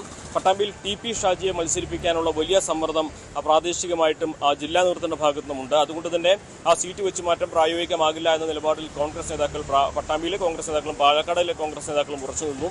അതോടെ തന്നെ ഈ പട്ടാമ്പി തിരുവമ്പാടി സീറ്റ് കൈമാറ്റം എന്നുള്ള ചർച്ച അവസാനിക്കുന്ന ഒരു സാഹചര്യമാണ് ഉണ്ടായിട്ടുള്ളത്. തിരുവമ്പാടിയിൽ മുസ്ലിം ലീഗ് തന്നെയാകും മത്സരിക്കുക, ലീഗിന്റെ പാർട്ടി ചിഹ്നത്തിൽ തന്നെയാകും മത്സരിക്കുക എന്ന സൂചനകളാണ് നിലവിൽ വരുന്നത്. പൊതുസ്വതന്ത്രരെ മത്സരിപ്പിക്കാനുള്ള സാധ്യതകളും പരിശോധിക്കുന്നുണ്ടെങ്കിലും മുസ്ലിം ലീഗിന്റെ ചിഹ്നമായ കോണിയിൽ തന്നെയാകും തിരുവമ്പാടിയിൽ മത്സരിക്കുക എന്ന തരത്തിൽ തന്നെയാണ് നിലവിൽ പുറത്തുവരുന്ന വിവരം. അതുപോലെ തന്നെ ഏറ്റവും പ്രധാനപ്പെട്ട ഒരു കാര്യം, ഈ തിരുവമ്പാടിയിൽ മത്സരിക്കാൻ തയ്യാറായത് VS ജോയി ആയിരുന്നു. അദ്ദേഹത്തിന് വേണ്ടിയായിരുന്നു കോൺഗ്രസ് തിരുവമ്പാടി സീറ്റ് ഏറ്റെടുക്കാൻ തീരുമാനിച്ചിരുന്നത്. VS ജോയി തവനൂരിലായിരിക്കും മത്സരിക്കുക എന്ന സുപ്രധാന വിവരവും ലഭിക്കുന്നുണ്ട്. തവനൂരിലേക്ക് VS ജോയി വരുന്നതോടെ മലപ്പുറം ജില്ലയിലെ സീറ്റ് സ്ഥാനാർത്ഥി നിർണയം ഏകദേശം പൂർണ്ണമാകും. പക്ഷേ അങ്ങനെ തവനൂരിലേക്ക് VS ജോയി വരുമ്പോൾ തന്നെ കോൺഗ്രസിന് മുമ്പിൽ തലവേദനയായിട്ട് സന്ദീപ് വാര്യരും PT അജയ് മോഹനും വരും എന്നുള്ളതും മറ്റൊരു പ്രധാനപ്പെട്ട ഒരു കാര്യമാണ്. PT അജയ് മോഹൻ സീറ്റ് ആവശ്യപ്പെട്ട് നേരത്തെ തന്നെ രംഗത്തുണ്ട്. പൊന്നാനിയിൽ KP നൗഷാദ് അലിയെ സ്ഥാനാർത്ഥിയെ ഏകദേശം നിശ്ചയിച്ചപ്പോൾ തന്നെ തവനൂർ സീറ്റിനായി PT അജയ് മോഹൻ വലിയ സമ്മർദ്ദം ചെലുത്തിയിരുന്നു. സന്ദീപ് വാര്യർക്ക് വേണ്ടി സംസ്ഥാന നേതൃത്വവും തവനൂർ സീറ്റ് പറഞ്ഞു ഉറപ്പിച്ചതാണ്. പക്ഷേ ഈ രണ്ട് കാര്യങ്ങളും ഇതോടെ തന്നെ മറ്റൊരു പ്രതിസന്ധിയാകുന്ന സാഹചര്യമാണ് കോൺഗ്രസിന് മുൻപിലുള്ളത്. അതുപോലെ തന്നെ മറ്റൊരു പ്രധാനപ്പെട്ട പ്രശ്നം, മലപ്പുറത്ത് UDF-ൽ ജനറൽ ഹിന്ദു വിഭാഗത്തിൽ നിന്നുള്ള ഒരു സ്ഥാനാർത്ഥിയും ഇല്ലാത്തൊരു സാഹചര്യമാകും തവനൂരിൽ VS ജോയി വരുന്നതോടെ എന്നുള്ളത് കൂടിയുണ്ട്. അതും വലിയ തോതിൽ തന്നെ തെരഞ്ഞെടുപ്പിൽ ചർച്ചാ വിഷയമാകുന്ന ഒരു സാഹചര്യമാണ് ഉണ്ടാവുക. പലപ്പോഴും മലപ്പുറത്തിനെ ചൊല്ലിയുള്ള പ്രചാരങ്ങൾക്ക്, അതായത് ഹിന്ദുക്കൾക്ക് ഇടമില്ല എന്ന തരത്തിലുള്ള പ്രചാരങ്ങൾക്ക് ശക്തി പകരുന്ന തരത്തിലുള്ള ഒരു സാഹചര്യം കൂടി ഈ ഒരു സ്ഥാനാർത്ഥി നിർണ്ണയത്തിലുള്ള UDF-ന് മുമ്പിൽ സംജാതമാകുമെന്നൊരു പ്രതിസന്ധി കൂടിയുണ്ട്. എന്താണെങ്കിലും ഇന്ന് മുസ്ലിം ലീഗിന്റെ നിർണായക യോഗം മലപ്പുറത്ത് ചേരുന്നുണ്ട്. ഇതിൽ സ്ഥാനാർത്ഥികളെ പറ്റിയുള്ള കാര്യങ്ങൾ ഏകദേശം ഒരു ധാരണയാകും. നാളെയാകും സ്ഥാനാർത്ഥി പ്രഖ്യാപനം എന്ന തരത്തിൽ തന്നെയാണ് ലഭ്യമാകുന്ന വിവരങ്ങൾ. ഏതായാലും ലീഗുമായുള്ള പ്രശ്നങ്ങൾ പറഞ്ഞ് പരിഹരിച്ച് കളത്തിലിറങ്ങുക എന്നുള്ളത് കോൺഗ്രസിന് പ്രാധാന്യമുള്ള കാര്യമാണ്. മുന്നണിയിലെ രണ്ടാമത്തെ പ്രധാനപ്പെട്ട കക്ഷിയാണ് ലീഗ്. 25ഓളം സീറ്റുകളിൽ മത്സരിക്കുന്ന പാർട്ടിയാണ്. അവരെ തൃപ്തിപ്പെടുത്തി മുന്നോട്ട് കൊണ്ടുപോകുക എന്നുള്ളതാണ് കോൺഗ്രസിന് മുന്നിലുള്ള വലിയൊരു ലക്ഷ്യം. അത് സാധിക്കുമെന്നാണ് സതീശൻ്റെയൊക്കെ വാക്കുകളിൽ നിന്ന് വ്യക്തമാകുന്നത്. ബത്തേരി നിയോജക മണ്ഡലത്തിൽ UDF സ്ഥാനാർത്ഥി IC ബാലകൃഷ്ണന്റെ സ്ഥാനാർത്ഥിത്വം പുനഃപരിശോധിക്കണമെന്ന് ആദിവാസി മുൻ ദേശീയ കോർഡിനേറ്റർ EA ശങ്കരൻ. തുടർച്ചയായി 3 തവണ മണ്ഡലം MLA ആയി തെരഞ്ഞെടുക്കപ്പെട്ട IC ബാലകൃഷ്ണന് എതിരെയാണ് കുറുമ സമുദായത്തിന്റെ നേതാവ് കൂടിയായ EA ശങ്കരന്റെ പ്രതികരണം. കുറുമ സമുദായത്തിന് ശക്തമായ സ്വാധീനമുള്ള മണ്ഡലം കൂടിയാണ് സുൽത്താൻ ബത്തേരി. തുടർച്ചയായിട്ട് 2 സീറ്റിലും 3 തവണയായിട്ട് കുറിച്ച സമുദായത്തിൽ നിന്നുള്ള ആളുകളാണ് മത്സരിക്കുന്നത്. അതിൽ ജയലക്ഷ്മി 2 തവണ തോക്കുകയും 1 തവണ ജയിക്കുകയും ചെയ്തു. IC 3 തവണ ബത്തേരിയിൽ ജയിക്കുകയും ചെയ്തു. അപ്പോൾ 4ാം തവണയും എന്താ പറയുക, കുറുമ സമുദായത്തിൽ നിന്നൊരു പ്രാതിനിധ്യമില്ലാതെ ഒരു തീരെ അവഗണിച്ചുകൊണ്ട് ഒരു സമീപനം കോൺഗ്രസ് നേതൃത്വം എടുക്കുകയാണെങ്കിൽ അവിടുത്തെ ജനവികാരം, കുറുമ സമുദായത്തിലെ ജനവികാരം, അതാണിപ്പോൾ അവർ കുറുമ സമുദായത്തിൻ്റെ ആളുകൾ നേതാക്കളൊക്കെ പറയുന്നത്. തുടർച്ചയായിട്ട് ആവശ്യപ്പെടുന്ന 1ാം തവണ മുതൽ തന്നെ ആവശ്യപ്പെടുന്നുണ്ട്. 1ാം തവണ മുതൽ പിന്നെ ആവശ്യപ്പെട്ടു, 2ാം തവണ ആവശ്യപ്പെട്ടു, 3ാം തവണ ആവശ്യപ്പെട്ടു. എല്ലാ തവണയും അടുത്ത തവണ തരാം എന്നുള്ള രീതിയിലേക്കാണ് പറഞ്ഞു വന്നത്. ഇപ്പോൾ 4ാം തവണയാണ്. 4ാം തവണ പോലും ഒരു പ്രാതിനിധ്യം കിട്ടുന്നില്ല എന്നെങ്കിൽ അവരുടെ പ്രതിഷേധത്തിൽ അർത്ഥമുണ്ടല്ലോ. ആ ഒരു കമ്മ്യൂണിറ്റീൻ്റെ ഒരു വികാരവും കൂടി കോൺഗ്രസ് പാർട്ടി മാനിക്കണ്ടേ. മറ്റു വാർത്തകളിലേക്ക് കൂടി പോകണം. ഇതിനിടയിൽ ശബരിമല സ്വർണ്ണക്കൊള്ള കേസ് ചർച്ചയാകുന്നുണ്ട്. കാരണം നമുക്കറിയാം, തെരഞ്ഞെടുപ്പിൽ വലിയ വിഷയമായി UDF-ഉം BJP-യും ഉന്നയിക്കാൻ പോകുന്ന പ്രധാന ഒരു വിഷയം ശബരിമല സ്വർണ്ണക്കൊള്ള തന്നെയാണ്. അതിൽ പ്രതി ചെറിയ ആളല്ല, CPM-ന്റെ നേതാവും ജില്ലാ കമ്മിറ്റി, സംസ്ഥാന കമ്മിറ്റി അംഗവുമൊക്കെ ആയിരുന്ന മുൻ CPM MLA ആയിരുന്ന A. പത്മകുമാറാണ്. പത്മകുമാറിനെതിരെ എന്തുകൊണ്ട് നടപടി സ്വീകരിച്ചില്ല എന്ന ചോദ്യം ഉയർന്നിരുന്നു ഈ കാലയളവിലുടനീളം. ഇപ്പോൾ ഇന്ന് വരുന്ന വാർത്ത സംഘടനാ നടപടി പാർട്ടി ഇന്ന് തീരുമാനിക്കുമെന്നുള്ളതാണ്. പത്തനംതിട്ട ജില്ലാ കമ്മിറ്റി അംഗമായ പത്മകുമാറിനെ എല്ലാ ചുമതലകളിൽ നിന്നും നീക്കിയേക്കും എന്നുള്ള വിവരം പുറത്തു വരുന്നുണ്ട്. രാവിലെ 11 ചേരുന്ന ജില്ലാ സെക്രട്ടേറിയറ്റ് യോഗം നിർണായകമാണ്. യോഗത്തിൽ കേന്ദ്ര കമ്മിറ്റി അംഗങ്ങൾ ഉൾപ്പെടെ പങ്കെടുക്കും. ആറന്മുള മണ്ഡലത്തിലെ തെരഞ്ഞെടുപ്പ് കമ്മിറ്റി സെക്രട്ടറി സ്ഥാനത്ത് നിന്ന് പത്മകുമാറിനെ കഴിഞ്ഞ ദിവസം നീക്കിയിരുന്നു. തെരഞ്ഞെടുപ്പിന് മുൻപ് പത്മകുമാറിനെതിരെ നടപടി വേണമെന്ന ആവശ്യം ശക്തമായിരുന്നു. ശശിനാരായണൻ വിവരങ്ങളുമായി ചേരും. ശശിനാരായണൻ, ഇപ്പോൾ പത്മകുമാറിനെതിരെ എന്തുകൊണ്ട് നടപടി ഉണ്ടാകുന്നില്ല? ഒരു കേസിൽ, പ്രധാനപ്പെട്ട ഒരു കേസിൽ, സർക്കാരിനെ പിടിച്ചുലച്ച ഒരു കേസിൽ, CPM-നെ പിടിച്ചുലച്ച ഒരു കേസിൽ പ്രതിയായിട്ട് പോലും എന്നുള്ള ചോദ്യം ഉയർന്നിരുന്നു. അതിന്ന് സംഭവിക്കും, തെരഞ്ഞെടുപ്പ് പ്രഖ്യാപനത്തിന് ശേഷമെങ്കിലും സംഭവിക്കുമെന്ന് കരുതാമോ? രഞ്ജിത്ത്, തീർച്ചയായും ഇന്ന് നടപടി ഉണ്ടാകാനാണ് സാധ്യത. കാരണം തെരഞ്ഞെടുപ്പിൽ, കഴിഞ്ഞ തദ്ദേശ തെരഞ്ഞെടുപ്പിൽ പത്മകുമാറിന്റെ സ്വർണ്ണക്കൊള്ള കേസിൽ പ്രതിയായതോടുകൂടി തന്നെ വലിയ രീതിയിലുള്ള തിരിച്ചടി പാർട്ടിക്കും ഉണ്ടായി എന്നുള്ളതാണ് വിലയിരുത്തൽ. കഴിഞ്ഞ ജില്ലാ കമ്മിറ്റി യോഗത്തിലും ഇക്കാര്യം ഉന്നയിച്ചിരുന്നു. സംസ്ഥാനത്താകെ UDF-ന്റെ ഒരു പ്രചരണ ആയുധമായി ഇത് മാറും എന്നുള്ള കാര്യം ബോധ്യമായതിന്റെ അടിസ്ഥാനത്തിലാണ് നടപടിയിലേക്ക് കടക്കുന്നത്. കഴിഞ്ഞ ദിവസം തന്നെ ജില്ലാ കമ്മിറ്റിയുടെ വാട്സപ്പ് ഗ്രൂപ്പിൽ നിന്നും പത്മകുമാറിനെ മാറ്റിയിരുന്നു. ഇപ്പോൾ ആറന്മുള തെരഞ്ഞെടുപ്പ് കമ്മിറ്റിയുടെ സെക്രട്ടറി സ്ഥാനത്ത് നിന്നും പത്മകുമാറിനെ നീക്കം ചെയ്തിട്ടുണ്ട്. ഒപ്പം ഇന്ന് ജില്ലാ സെക്രട്ടേറിയറ്റ് യോഗം നടക്കും. ജില്ലാ നിർണായകമായ യോഗമാണ്. കേന്ദ്ര കമ്മിറ്റി അംഗങ്ങളടക്കം പങ്കെടുത്ത യോഗത്തിലാണ്. ഇന്ന് ആ യോഗത്തിൽ കൃത്യമായി പത്മകുമാറിന് നടപടി ഉണ്ടാകുമെന്നുള്ള കാര്യമാണ് നമുക്ക് മനസ്സിലാക്കുക. ഒരുപക്ഷെ അടുത്ത നടപടിയിലേക്ക് പാർട്ടി പോകും. തെരഞ്ഞെടുപ്പിനെ നേരിടണമെങ്കിൽ സ്വാഭാവികമായും ആറന്മുള മണ്ഡലം അടക്കമുള്ള വീണ ജോർജിന്റെ തെരഞ്ഞെടുപ്പുമായി ബന്ധപ്പെട്ടുള്ള മണ്ഡലം കമ്മിറ്റിയുടെയൊക്കെ സെക്രട്ടറി സ്ഥാനമായിരുന്നു നേരത്തെ പത്മകുമാറിനോട്. അതൊക്കെ ചുക്കാൻ പിടിച്ചിരുന്ന പ്രധാന നേതാവാണ് പത്മകുമാർ. ഈ കേസുമായി ബന്ധപ്പെട്ട പത്മകുമാറിനെ വലിയ രീതിയിൽ പത്മകുമാർ പാർട്ടിക്ക് തലവേദനയാകുന്നു എന്നുള്ള മനസ്സിലായിക്കൊണ്ടാണ് ഇപ്പോൾ നടപടിയിലേക്ക് കടന്നത്. ആ സെക്രട്ടറി സ്ഥാനത്ത് നിന്നും പത്മകുമാറിനെ നീക്കം ചെയ്തിട്ടുണ്ട്. ഇനിയും ഇന്ന് നടക്കുന്ന ജില്ലാ സെക്രട്ടറി യോഗത്തിൽ അടുത്ത നടപടി ഉണ്ടാകാനാണ് സാധ്യത. തെരഞ്ഞെടുപ്പുകളിൽ, കഴിഞ്ഞ തദ്ദേശ തെരഞ്ഞെടുപ്പിൽ തിരിച്ചടി ഉണ്ടാകാൻ ഈ സ്വർണ്ണക്കൊള്ള കേസിലെ കാര്യങ്ങളെല്ലാം വലിയ രീതിയിൽ പ്രചരണ ആയുധമായി UDF-ഉം BJP-യും ഉയർത്തിയിരുന്നു. അത് സമാനമായ രീതിയിൽ ഇപ്രാവശ്യവും നിയമസഭാ തെരഞ്ഞെടുപ്പ് ഉണ്ടാകാൻ സാധ്യത. അത് വരാതിരിക്കാനുള്ള അതിനൊരു തടസ്സം ഉണ്ടാക്കുക എന്നുള്ള രീതിയിലാണ് ഇപ്പോൾ ഈ നടപടിയിലേക്ക് പാർട്ടി. എന്തായാലും 11 മണിക്കാണ് ജില്ലാ സെക്രട്ടറി യോഗം നടക്കുക. ആ യോഗത്തിൽ ആയിരിക്കും പത്മകുമാറിനെതിരെ നടപടി ഉണ്ടാവുക. നേരത്തെയൊക്കെ വലിയ രീതിയിലുള്ള പാർട്ടി പത്മകുമാറിനെ സഹായിക്കുന്നതിനുള്ള പ്രതിരോധം തീർത്തിരുന്നു. കാരണം പലതരത്തിലുള്ള മാധ്യമങ്ങൾ സംസ്ഥാന സെക്രട്ടറിയോട് ചോദിക്കുമ്പോഴൊക്കെ പറയുന്നത് കുറ്റപത്രം സമർപ്പിക്കുന്നവരെ പത്മകുമാർ പ്രതിയല്ല, അതുകൊണ്ട് തന്നെ അദ്ദേഹത്തിനെതിരെ നടപടിയുടെ ആവശ്യമില്ല എന്നുള്ളതാണ് ജില്ലാ സെക്രട്ടറിയും സംസ്ഥാന സെക്രട്ടറിയും വ്യക്തമാക്കിയിരുന്നത്. പക്ഷേ അത് വലിയ തലവേദനയായി മാറി. ഈ തെരഞ്ഞെടുപ്പിൽ വലിയ രീതിയിലുള്ള തിരിച്ചടി നേരിട്ടു എന്നുള്ളത് കണ്ടുകൊണ്ടാണ് ഇപ്പോൾ ആദ്യഘട്ടത്തിൽ ജില്ലാ കമ്മിറ്റിയുടെ വാട്സപ്പ് ഗ്രൂപ്പിൽ നിന്ന് മാറ്റുന്നു. പിന്നീട് അതിനുശേഷമുള്ള നടപടിയിലേക്ക് കടക്കുന്നത്. അത്തരത്തിൽ എന്തായാലും തീർച്ചയായും ഇന്ന് 11 മണിയോട് ജില്ലാ സെക്രട്ടറി യോഗത്തിന് ശേഷം പത്മകുമാറിനെതിരെ കടുത്ത നടപടി ഉണ്ടാകുന്നതാണ് നമുക്ക് മനസ്സിലാക്കാൻ കഴിയുന്നത്. രഞ്ജിത്തെ, തീർച്ചയായും പത്മകുമാറിനെതിരെ നടപടി ഉണ്ടാകുമോ? ഈ തെരഞ്ഞെടുപ്പ് പ്രഖ്യാപിച്ചതിന് ശേഷമെങ്കിലും വിശ്വാസികളെ അടക്കം വല്ലാതെ വേദനിപ്പിച്ച ഒരു സംഭവത്തിൽ ഈ പ്രധാനപ്പെട്ട CPM നേതാവിനെ ഇപ്പോഴും പാർട്ടി സംരക്ഷിക്കുന്നുവെന്ന ആക്ഷേപം ഇനിയൊരു തെരഞ്ഞെടുപ്പ് കാലയളവിൽ കൂടി പേറാൻ ഒരുപക്ഷെ പാർട്ടിക്ക് താല്പര്യം കാണില്ല. അതിനുള്ള നീക്കങ്ങൾ ഉണ്ടാകുമെന്നാണ് പ്രതീക്ഷിക്കേണ്ടത്. ശബരിമല സ്വർണ്ണക്കൊള്ള കേസിൽ സ്മാർട്ട് ക്രിയേഷൻ CEO പങ്കജ് ഭണ്ഡാരിയുടെ അപ്പീൽ ഇന്ന് സുപ്രീം കോടതി വീണ്ടും പരിഗണിക്കും. കേസിൽ പ്രതിയാക്കിയതിനെതിരെയും ജാമ്യം നൽകണമെന്നും ആവശ്യപ്പെട്ടാണ് അപ്പീൽ. ജസ്റ്റിസ് ദീപാങ്കർ ദത്ത അധ്യക്ഷനായ ബെഞ്ചാണ് ജാമ്യാപേക്ഷ പരിഗണിക്കുന്നത്. കഴിഞ്ഞ തവണ കേസ് പരിഗണിക്കുന്നതിനിടെ ബാക്കി എന്തെങ്കിലും സ്വർണം ശബരിമല അവശേഷിക്കുന്നുണ്ടോ എന്ന് സുപ്രീം കോടതി ചോദിച്ചിരുന്നു. കുറ്റകൃത്യത്തിൽ പങ്കില്ലെന്നും നിയമവിരുദ്ധമായാണ് തന്നെ അറസ്റ്റ് ചെയ്തിരിക്കുന്നതെന്നുമാണ് പങ്കജ് ഭണ്ഡാരിയുടെ വാദം. പുന്നല ശ്രീകുമാർ അന്നും ഇന്നും നവോത്ഥാനത്തിനൊപ്പമെന്ന് BJP നേതാവ് K. സുരേന്ദ്രൻ. പക്ഷേ പുന്നലയ്ക്കൊപ്പം ഉണ്ടായിരുന്നവർ ഇന്ന് മലക്കം മറിഞ്ഞു. മലക്കം മറിഞ്ഞവർ ആരാണ് എന്ന് തുറന്നു പറയാൻ ആർജവം കാണിച്ച ഒരേ ഒരു നേതാവ് പുന്നല ശ്രീകുമാർ ആണെന്നും K. സുരേന്ദ്രൻ പറഞ്ഞു.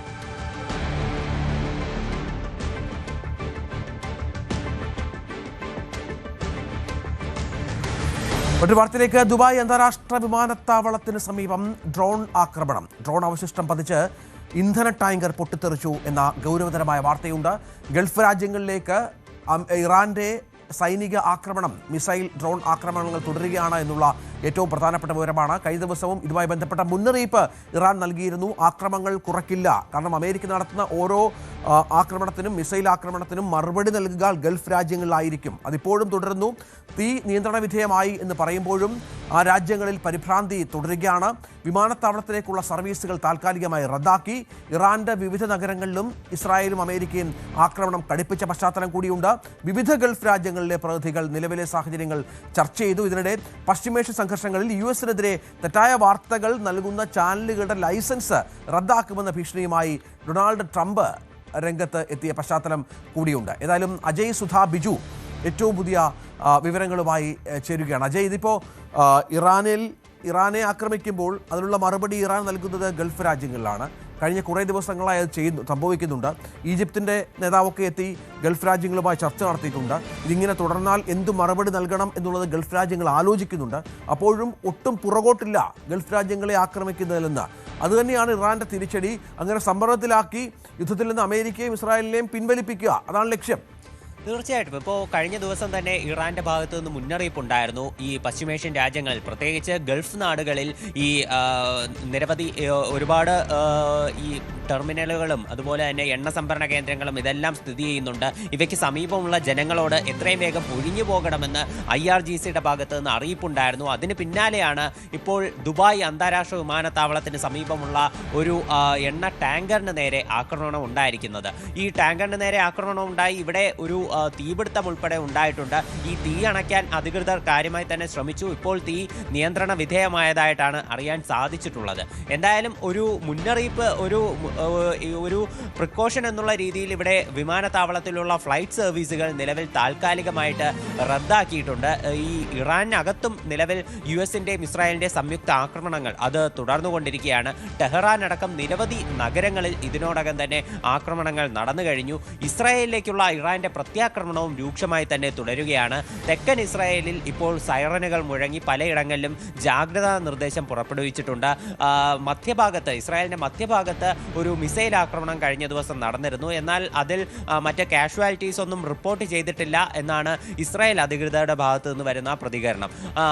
അതേസമയം തന്നെ ഇസ്രായേലിന്റെ പ്രധാനമന്ത്രിയായിട്ടുള്ള ബെഞ്ചമിൻ നെതന്യാഹു, അദ്ദേഹം ഇപ്പോൾ മാധ്യമങ്ങളെ കണ്ടിരുന്നു. അതുപോലെ തന്നെ അദ്ദേഹം സോഷ്യൽ മീഡിയ വഴി ഒരു വീഡിയോ പങ്കുവച്ചിരുന്നു. അതിൽ അദ്ദേഹം താൻ മരിച്ചു എന്നുള്ള പ്രചരണങ്ങളെല്ലാം തള്ളിക്കളഞ്ഞുകൊണ്ടാണ് രംഗത്ത് വരുന്നത്. അദ്ദേഹം ഒരു ഇടയ്ക്ക് വെച്ച് ഒരു പ്രചരണങ്ങളൊക്കെ ഉണ്ടായിരുന്നു, ഈ ബെഞ്ചമിൻ നെതന്യാഹു മരിച്ചു, അദ്ദേഹം വാർത്താ സമ്മേളനം നടത്തി എന്ന് പറഞ്ഞ് പുറത്തു വന്നിരുന്ന വീഡിയോ അത് AI വീഡിയോ ആണ് എന്നുള്ള ആക്ഷേപങ്ങൾ ഉണ്ടായിരുന്നു. അപ്പോൾ ഇതിന് മറുപടിയായിട്ട് ബെഞ്ചമിൻ നെതന്യാഹു ക്യാമറയ്ക്ക് മുന്നിൽ തൻ്റെ വിരലുകൾ ഉയർത്തിക്കാട്ടി, തനിക്ക് 5 വിരലുകളുമുണ്ട്, വേണമെങ്കിൽ എണ്ണി നോക്കിക്കൊള്ളൂ, താൻ മരിച്ചു എന്നുള്ളത് ശരിയാണ് എന്ന് പറഞ്ഞുകൊണ്ട് അദ്ദേഹം തമാശ രൂപേണ മറ്റൊരു കാര്യം കൂടി പറയുന്നുണ്ട്.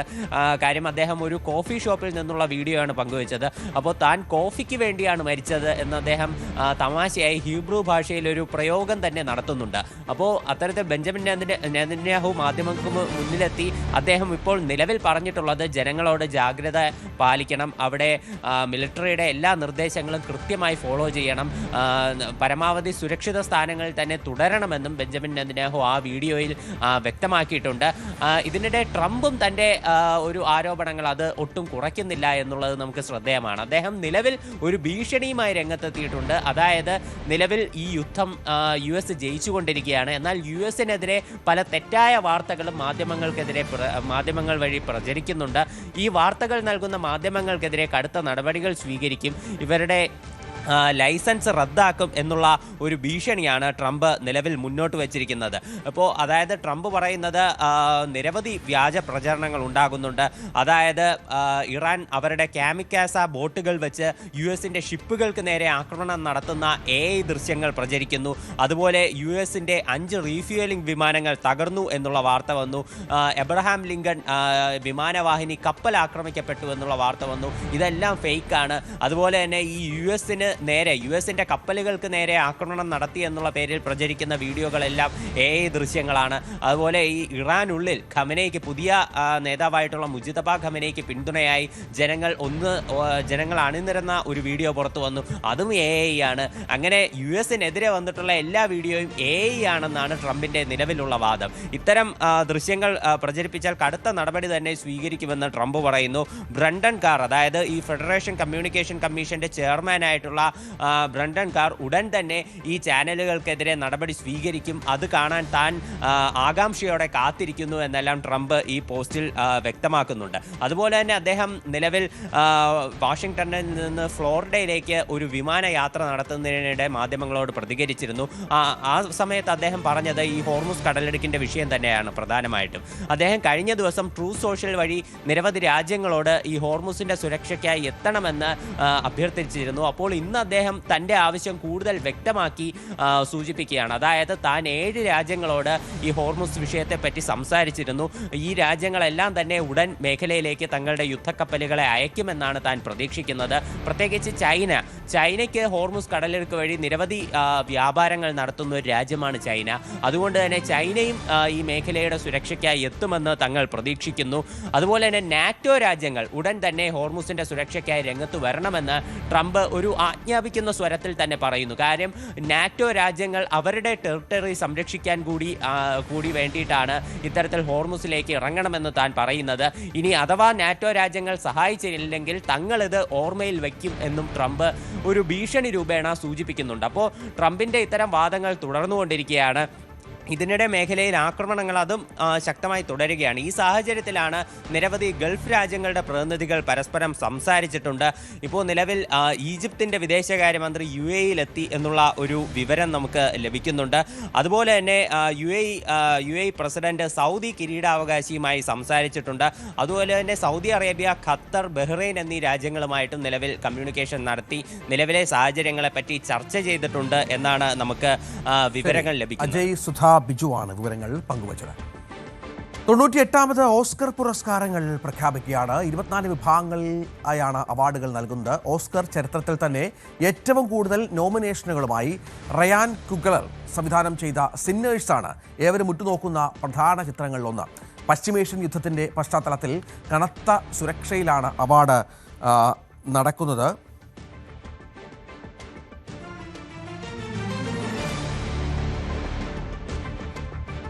തെരഞ്ഞെടുപ്പ് വാർത്തകൾ ധാരാളമുണ്ട്. ഇടവേളയ്ക്ക് ശേഷം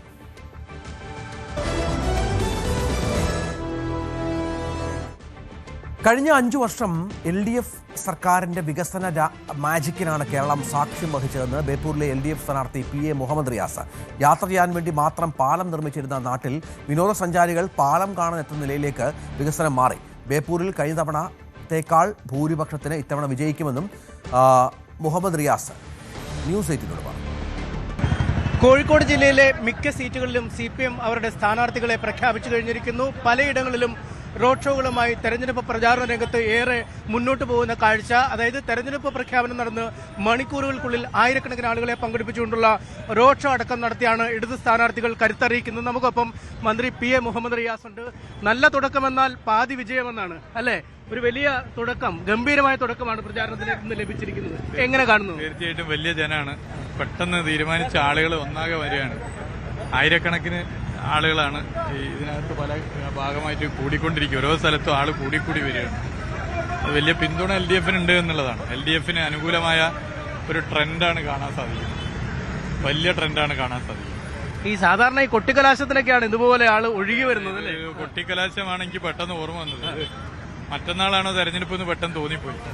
അപ്പോൾ ജനം പൊതുവെ LDF-ന് ഒപ്പമാണ് എന്നാണിത് തെളിയിക്കുന്നത്. അതായത് സ്വിച്ച് ഇട്ട പോലെ മിഷണറികൾ പ്രവർത്തിച്ചു. അതായത് തെരഞ്ഞെടുപ്പ് പ്രഖ്യാപിച്ച് 1 മണിക്കൂർ പോലും തികയുന്നതിന് മുമ്പ് സ്ഥാനാർത്ഥികൾ പലയിടത്തും അണിനിരന്നു കഴിഞ്ഞു. അതെ, ഇത് എല്ലായിടത്തും, ഇവിടെ മാത്രമല്ല, ഇപ്പൊ TV-യിലൊക്കെ കാണുന്നുണ്ട്. എല്ലായിടത്തും LDF-ന്റെ സ്ഥാനാർത്ഥികൾക്ക് വലിയ പിന്തുണയാണ് പ്രഖ്യാപിച്ച ഉടനെ തന്നെ വരുന്നത്.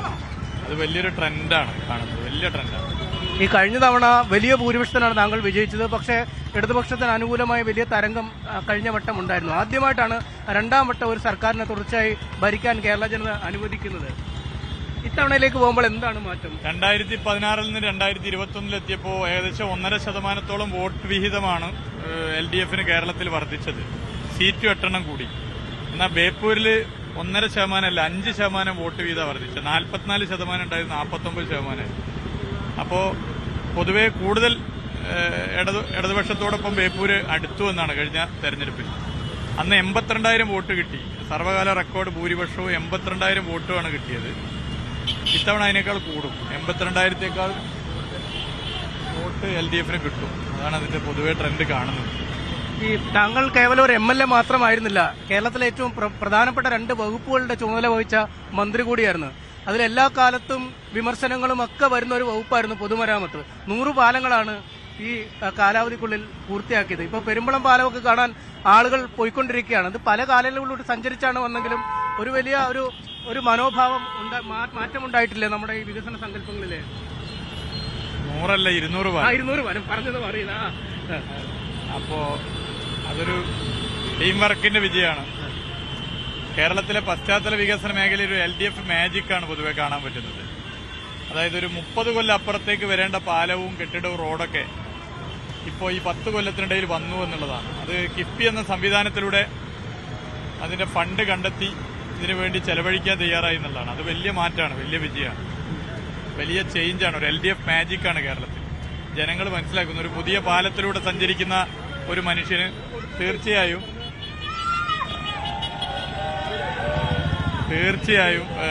LDF സർക്കാരിന്റെ വികസന പ്രവർത്തനം ഓർമ്മ വരും.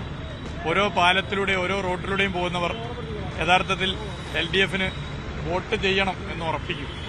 ഒരു വാഹനത്തിൽ റോഡിലൂടെയുള്ള യാത്ര പോലും LDFന് അനുകൂലമായ രാഷ്ട്രീയ പ്രവർത്തനമായി മാറുകയാണ്. പണ്ട് യാത്ര ചെയ്യാൻ മാത്രമാണ് പാലം, ഇതിപ്പോൾ കാഴ്ച കാണാനായി പാലത്തിലേക്ക് പോകുന്ന പലയിടങ്ങളും. പാലങ്ങൾ ഒരു ടൂറിസ്റ്റ് കേന്ദ്രമായിട്ട് മാറിയിരിക്കുകയാണ്. പാലങ്ങൾക്ക് അടിയിലുള്ള സ്ഥലം, അതൊക്കെ ഒരു ദീപാലങ്കൃതമായ പാലം വിദേശ രാജ്യങ്ങൾ മാത്രം കാണുന്നതാണ്. അതിപ്പോ നാളൊരു ദേശീയ മാധ്യമത്തിൽ എഴുതി ഇന്ത്യയിലെ ഏതൊരു സ്റ്റേറ്റിനും പിന്തുടരാവുന്ന ഒരു ഡിസൈൻ പോളിസി നയം കേരളത്തിലുണ്ട്. ദീപാലങ്കൃതമായ പാലങ്ങൾ, പാലങ്ങൾക്കടിയിലുള്ള സ്ഥലങ്ങൾ, വെറുതെ കിടക്കുന്നത് ഇപ്പോൾ ജനങ്ങൾക്ക് ഒത്തുകൂടാനുള്ള ഇടം, ഇത് ഇന്ത്യക്ക് മാതൃകയാണെന്ന് പറയുന്നത് പോലെ വലിയ മാറ്റം ഉണ്ടായിട്ടുണ്ട്. അല്ലാതെ ഈ ടൂറിസം മന്ത്രി കൂടി ആയതുകൊണ്ടാണോ ഈ ടൂറിസം പ്ലസ് PW എന്നൊരു കോംബോ വന്നെന്ന് തോന്നുന്നു? എനിക്ക് പല പാലങ്ങളും പല നിർമ്മിതികളും കാണുമ്പോൾ അങ്ങനെ ഒരു കാര്യം സ്വാധീനിക്കപ്പെടുന്നുണ്ട്. ഈ ആളുകൾ ഇത് കാണാൻ വരണമെന്ന ചിന്ത കൂടെ മനസ്സിലുണ്ടായിരുന്നു. ടൂറിസം എല്ലാ വകുപ്പിലും ഉണ്ട്. ഇപ്പോൾ കൾച്ചറൽ ഡിപ്പാർട്ട്മെന്റ്, സാംസ്കാരിക വകുപ്പ് സിനിമാ ടൂറിസം നടപ്പിലായി. ആരോഗ്യ മേഖല, wellness tourism, sports, adventure sports ഉൾപ്പെടെയുള്ള മേഖല, ഫോറസ്റ്റ്, നമ്മുടെ വനവുമായി ബന്ധപ്പെട്ട ടൂറിസം എല്ലായിടത്തും ഉണ്ട്. ഇറിഗേഷൻ, നമ്മുടെ ഡാമും ആയിട്ട് ബന്ധപ്പെട്ട പല ടൂറിസങ്ങളുണ്ടല്ലോ. ഇങ്ങനെ ടൂറിസം ഇല്ലാത്തൊരു മേഖലയില്ല. PWDയിലും ടൂറിസം ഉണ്ട്, എല്ലാ മേഖലയിലും ടൂറിസം ഉണ്ട്.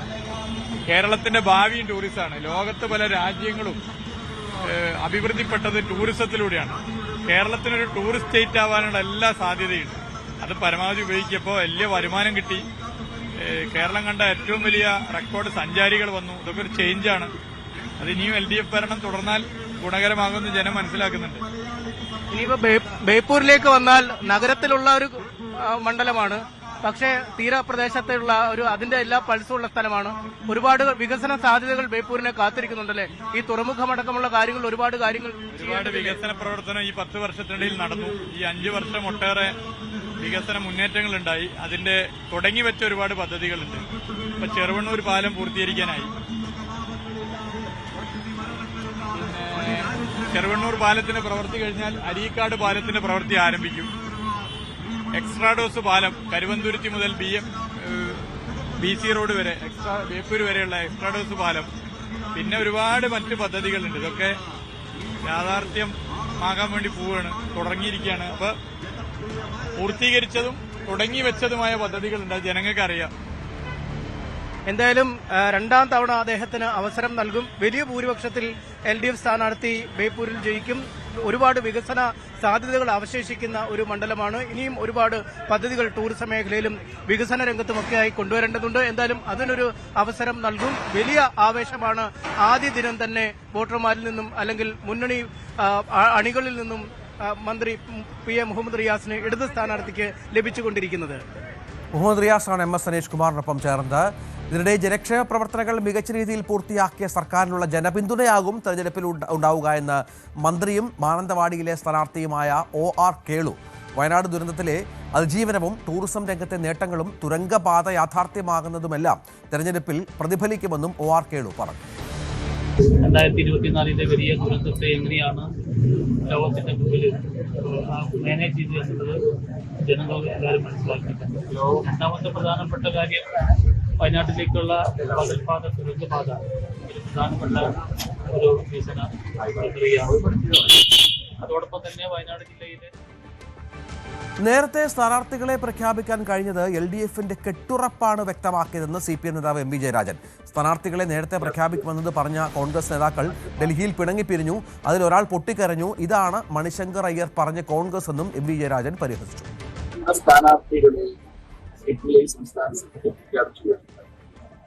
മറ്റു പാർട്ടികളുടെയും ഇന്ന് തന്നെ പ്രഖ്യാപിക്കുമെന്നാണ് പ്രതീക്ഷിക്കുന്നത്.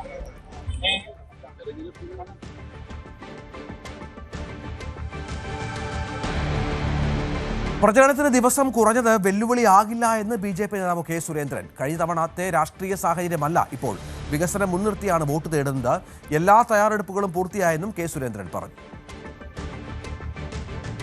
തിരുവമ്പാടി നിയോജക മണ്ഡലം LDF സ്ഥാനാർത്ഥി ലിൻഡോ ജോസഫിന്റെ പ്രചാരണ പരിപാടികൾക്ക് തുടക്കമായി. ഇന്നലെ റോഡ് ഷോ കോഴിക്കോട് മലപ്പുറം ജില്ലാ അതിർത്തിയായ എരഞ്ഞിമാവിൽ നിന്നും ആരംഭിച്ച് തിരുവമ്പാടി അങ്ങാടിയിൽ സമാപിച്ചു.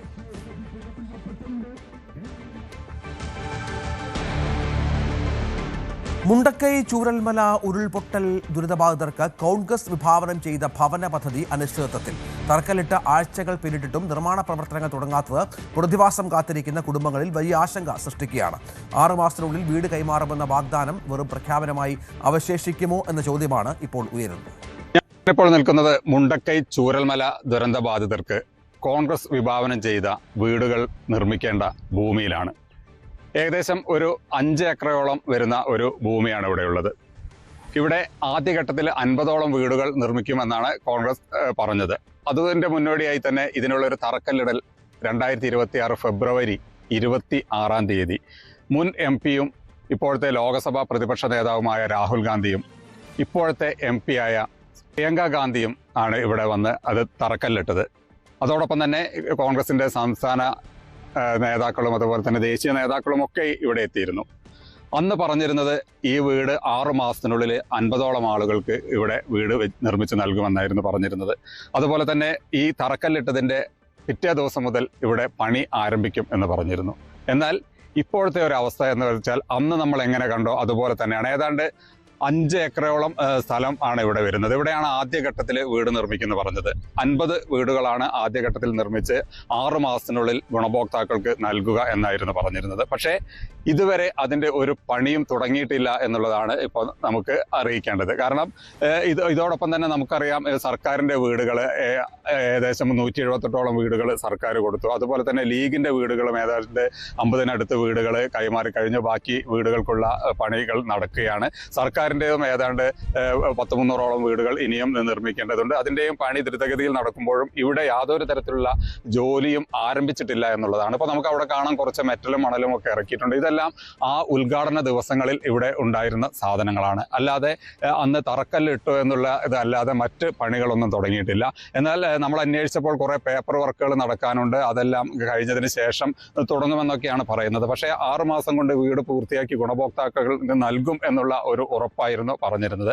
നമുക്കറിയാം ഒരു വീട് നിർമ്മിക്കണമെങ്കിൽ ചുരുങ്ങിയത് അല്ലെങ്കിൽ അത്തരത്തിലുള്ള വീടുകൾക്ക് ഒരു 6 മാസമെങ്കിലും വേണമെങ്കിൽ മാത്രമേ ഉറപ്പുള്ള വീടുകൾ ഉണ്ടാവുകയുള്ളൂ. പക്ഷേ ഇനി വരുന്നത് ഇലക്ഷനാണ്. ഇലക്ഷനൊക്കെ ഇടയ്ക്ക് ഈ വീടുകളുടെ പണി എത്രത്തോളം ആകും എന്നുള്ളത് നമുക്കറിയില്ല. അതുപോലെ തന്നെ നമുക്ക് എടുത്തു പറയേണ്ട ഒരു കാര്യമെന്ന് വെച്ചാൽ ഈ സർക്കാർ പട്ടികയിൽ നിന്നും ഒഴിവാക്കിയ ആളുകളാണ് അല്ലെങ്കിൽ സർക്കാർ പട്ടികയിൽ ഉൾപ്പെടാത്ത ആളുകൾക്കാണ് ഇവിടെ വീട് നൽകുന്നതെന്നാണ് കോൺഗ്രസ് പറഞ്ഞിട്ടുള്ളത്. അതുകൊണ്ട് തന്നെ ഈ ഗുണഭോക്താക്കൾ ഈ വീടിന് വേണ്ടി ആഗ്രഹിച്ചിരിക്കുകയായിരുന്നു. 1-2-3 ആളുകളുമായിട്ട് നമ്മൾ സംസാരിക്കാൻ ശ്രമിച്ചു. അവരിപ്പോൾ നമ്മുടെ ഇപ്പുറത്ത് നിൽക്കുന്നുണ്ട്. പക്ഷേ അവർ ഒരിക്കലും ക്യാമറയ്ക്ക് മുന്നിൽ വരാൻ അവർക്ക് താല്പര്യമില്ല. പക്ഷേ അവരൊരു ആശങ്കയിലാണ് അവർക്ക് വീട് ലഭിക്കുമോ എന്നുള്ളത്. തീർച്ചയായും ഇവിടെ കോൺഗ്രസ് പറഞ്ഞിട്ടുള്ളത് ഏതാണ്ട് 8 സെന്റിൽ 1000 സ്ക്വയർ ഫീറ്റ് 1100 സ്ക്വയർ ഫീറ്റ് വീടും അതോടൊപ്പം തന്നെ 3 ബെഡ്റൂമുകളുള്ള മനോഹരമായ ഒരു വീടാണ് അവരുടെ പ്ലാനിങ്ങിലുള്ളത്. പക്ഷേ ഈ പ്ലാനിങ് അവിടെ നടക്കുന്നുണ്ടെങ്കിലും ഇത്തരത്തിൽ പണി തീരാത്തതുകൊണ്ട് അല്ലെങ്കിൽ പണി തുടങ്ങാത്തതുകൊണ്ട് തീരുകയല്ല പണി തുടങ്ങാത്തതുകൊണ്ട് തന്നെ ഒരു ചെറിയ ആശങ്ക ഈ ഗുണഭോക്താക്കൾക്കുണ്ട്. എന്തായാലും ഈ ഒരു സ്ഥലത്താണ് ഏതാണ്ട് 50ഓളം വീടുകൾ നിർമ്മിക്കുക എന്ന് പറഞ്ഞിട്ടുള്ളത്. അത് ബാക്കിയുള്ള വീടുകൾ തൊട്ടടുത്ത ഒരു പ്ലോട്ടാണ് കണ്ടിട്ടുള്ളത്. ഏതാണ്ട് 10 ഏക്കറയിലാണ് ഈ വീടുകൾ രണ്ടും വരിക എന്നൊക്കെയാണ് നമുക്ക് അറിയാൻ കഴിഞ്ഞത്.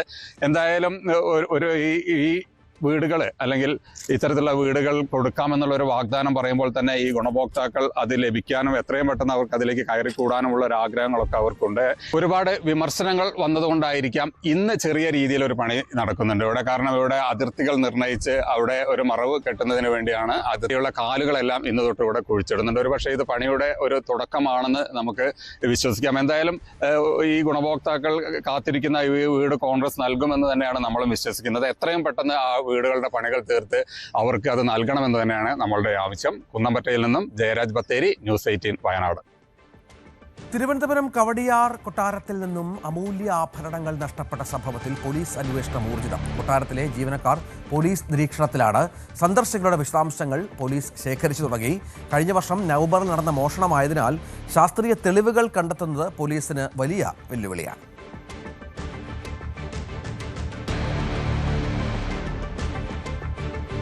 വാണിജ്യ ഗ്യാസ് സിലിണ്ടറുകളുടെ ക്ഷാമം കാരണം ഇടുക്കി ജില്ലാ ആസ്ഥാനത്ത് ഹോട്ടലുകളും അനുബന്ധ സ്ഥാപനങ്ങളും പൂട്ടിത്തുടങ്ങി.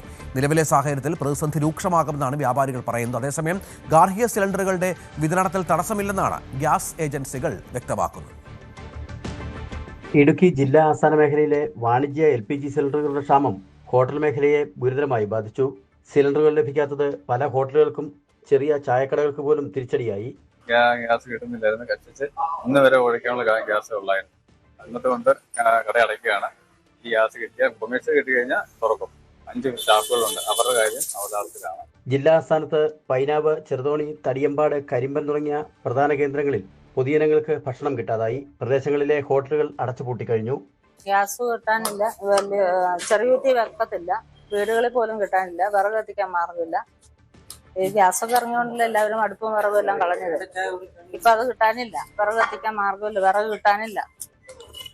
കുഞ്ഞിപ്പിള്ളേരുണ്ട്, പിള്ളേർ സ്കൂളിൽ പോകണം, കട തുറക്കണം, കടയിൽ 5-6 പണിക്കാരുണ്ട്. അവർക്കൊക്കെ എങ്ങനെ ജീവിക്കാൻ പറ്റും? പശ്ചിമേഷ്യൻ മേഖലയിലെ സംഘർഷത്തിന്റെ പശ്ചാത്തലത്തിൽ ഇടുക്കി ജില്ലയിലും LPG വിതരണവുമായി ബന്ധപ്പെട്ട ആശങ്കകൾ വർദ്ധിക്കുകയാണ്. ജനങ്ങൾ പാനിക്കാണ്, സിലിണ്ടർ കിട്ടുമോ ഇല്ലയോ എന്നുള്ളത്. അതേസമയം ഗാർഹിക ഉപയോഗത്തിനുള്ള സിലിണ്ടറുകളുടെ കാര്യത്തിൽ പ്രതിസന്ധിയില്ലെന്നും ആവശ്യാനുസരണം സിലിണ്ടറുകൾ ലഭിക്കുന്നുണ്ടെന്നുമാണ് വിതരണക്കാർ പറയുന്നത്. ന്യൂസ് 18 ഇടുക്കി. തരിശുനിലത്ത് 100 മേനി കൊയ്ത് ഒരു നാട്. മൂവാറ്റുപുഴ മാറാടി വില്ലേജ് കമ്മിറ്റിയാണ് മണ്ണിൽ പൊന്നു വിളയിച്ച് മാതൃകയായത്. മണ്ണ് തരിശാക്കുന്നത് പോലെ തെറ്റായ കാര്യം തങ്ങളുടെ നാട്ടിൽ പാടില്ലെന്ന് ഒരു ജനത തീരുമാനിക്കുകയായിരുന്നു. മാറാടി പഞ്ചായത്തിലെ 5 ഏക്കർ സ്ഥലത്തായിരുന്നു കൃഷി. മാസങ്ങൾക്ക് മുമ്പ് 1000 മേനി എന്ന പേരിൽ വിത്തിറക്കിയ പരിശ്രമമാണ് 100 മേനി വിളവായി മാറിയത്. കേരള കർഷക സംഘം മാറാടി വില്ലേജ് കമ്മിറ്റിയുടെ നേതൃത്വത്തിലായിരുന്നു കൃഷി. 4 മാസക്കാലം മുമ്പ് ഇവിടെ ഇതേപോലെ തന്നെ വിത്ത് വിതച്ച് കൃഷി ആരംഭിക്കുകയും ഇപ്പോൾ ഇതൊന്നിപ്പോൾ വിളവെടുപ്പിലേക്ക് എത്തിയിരിക്കുകയും ചെയ്യുകയാണ്. ഇതൊരു മാറാടിക്ക് അല്ലെങ്കിൽ പൊതുവിൽ മൂവാറ്റുപുഴയിലെ കാർഷിക മേഖലയ്ക്ക് ഒരു മാതൃകയാണ്. കർഷക സംഘം അടക്കമുള്ള കർഷക പ്രസ്ഥാനങ്ങൾ കൃഷി സംരക്ഷിക്കാൻ, തരിച്ചു കിടക്കുന്ന പാടശേഖരങ്ങളെ സംരക്ഷിക്കാൻ മുന്നിട്ടിറങ്ങിയാൽ ഈ മൂവാറ്റുപുഴയെ, മാറാടിയെ ഹരിതാഭമായ അല്ലെങ്കിൽ നെൽകൃഷിയുടെ കേദാര ഭൂമികളാക്കി മാറ്റുവാൻ തീർച്ചയായിട്ടും കഴിയും. ആ നിലയിലുള്ള കാഴ്ചപ്പാടുമായിട്ട് കർഷക സംഘം അടക്കമുള്ള സംഘടനകൾ മുന്നോട്ട് പോവുകയാണ്. കൃഷിയിൽ നിന്ന് ലഭിക്കുന്ന നെല്ല് അരിയാക്കി മാറാടി റൈസ് എന്ന പേരിൽ പാക്കറ്റുകളിൽ വിൽപ്പനയ്ക്കായി പുറത്തിറക്കും. കുരുക്കുന്നപുരം പാടശേഖരത്തിലെ സ്വകാര്യ വ്യക്തിയുടെ ഉടമസ്ഥതയിലുള്ള തരിശുഭൂമിയിലാണ് വിത്തിറക്കി കർഷകർ വിജയഗാഥ രചിച്ചത്. പഞ്ചായത്തിലെ വിവിധ പ്രദേശങ്ങളിൽ ഘട്ടം ഘട്ടമായി നെൽകൃഷി വ്യാപിപ്പിക്കുമെന്ന് കർഷക സംഘം ഭാരവാഹികൾ വ്യക്തമാക്കി. ന്യൂസ് 18 കോതമംഗലം. കാസർഗോഡ് പീലിക്കോട് ഗ്രാമപഞ്ചായത്തിൽ കാലിക്കടവ് മൈതാനിക്ക് സമീപം നിർമ്മിച്ച ടേക്ക് എ ബ്രേക്ക് വഴിയുടെ വിശ്രമ കേന്ദ്രം പ്രവർത്തന സജ്ജമാക്കി. കുഴൽക്കിണറിൽ നിന്ന് ശുദ്ധജലം ലഭിക്കാത്തതിനെ തുടർന്ന് അടച്ചിടേണ്ടി വന്ന വഴിയുടെ വിശ്രമ കേന്ദ്രം പകരം സംവിധാനമൊരുക്കിയാണ് പ്രവർത്തന സജ്ജമാക്കിയത്. നേരത്തെ പ്രവർത്തിച്ചിരുന്ന ശുചിത്വ കേന്ദ്രമാണ്. കുഴൽക്കിണറിൽ നിന്നും ശുദ്ധജലം ലഭ്യമാകാത്തതിനെ തുടർന്നാണ് അടച്ചിടേണ്ടി വന്നത്. പിന്നീട് പീലിക്കോട് ഗ്രാമപഞ്ചായത്ത് വാർഷിക പദ്ധതിയിൽ ഉൾപ്പെടുത്തി കിണർ നിർമ്മിച്ചാണ് ജലലഭ്യത ഉറപ്പാക്കിയത്. ശുദ്ധമായ വെള്ളം ലഭിക്കാത്ത ഒരവസ്ഥ ഉണ്ടാവുകയും അതിൻ്റെ അടിസ്ഥാനത്തിൽ ഗ്രാമപഞ്ചായത്ത് ടേക്ക് എ ബ്രേക്ക്, കാലിക്കടവിലെ ടേക്ക് എ ബ്രേക്ക് അടച്ചിടുകയും ചെയ്യുകയുണ്ടായി. വെള്ളം ലഭ്യമാക്കുന്നതിനുള്ള നടപടികൾ സ്വീകരിച്ചതിന് ശേഷം മാത്രം തുറന്ന് പ്രവർത്തിക്കാമെന്നുള്ള അടിസ്ഥാനത്തിലായിരുന്നു അടച്ചിട്ടുണ്ടായിരുന്നത്. കെട്ടിടം അടഞ്ഞുകിടന്ന അവസരത്തിൽ സാമൂഹ്യവിരുദ്ധർ പൂട്ട് തകർത്ത് അകത്തു കയറി നാശനഷ്ടങ്ങൾ വരുത്തുകയും വൃത്തിഹീനമാക്കുകയും ചെയ്തിരുന്നു. ഇതുമായി ബന്ധപ്പെട്ട് വന്ന മാധ്യമ വാർത്തകളുടെയും പരാതികളുടെയും അടിസ്ഥാനത്തിൽ പഞ്ചായത്ത് സെക്രട്ടറിയുടെ നേരിട്ടുള്ള നേതൃത്വത്തിൽ അടിയന്തര ഇടപെടൽ നടത്തുകയായിരുന്നു. പഞ്ചായത്ത് ജീവനക്കാർ ചേർന്ന് കെട്ടിടവും പരിസരവും ശുചീകരിക്കുകയും ചെയ്തു. വെള്ളത്തിൻ്റെ പ്രശ്നങ്ങളുണ്ടായിരുന്നു. ഇതൊക്കെ പരിഹരിച്ചുകൊണ്ട് നമ്മൾ വീണ്ടും തുറക്കാൻ ഉള്ള തയ്യാറെടുപ്പിലായിരുന്നു.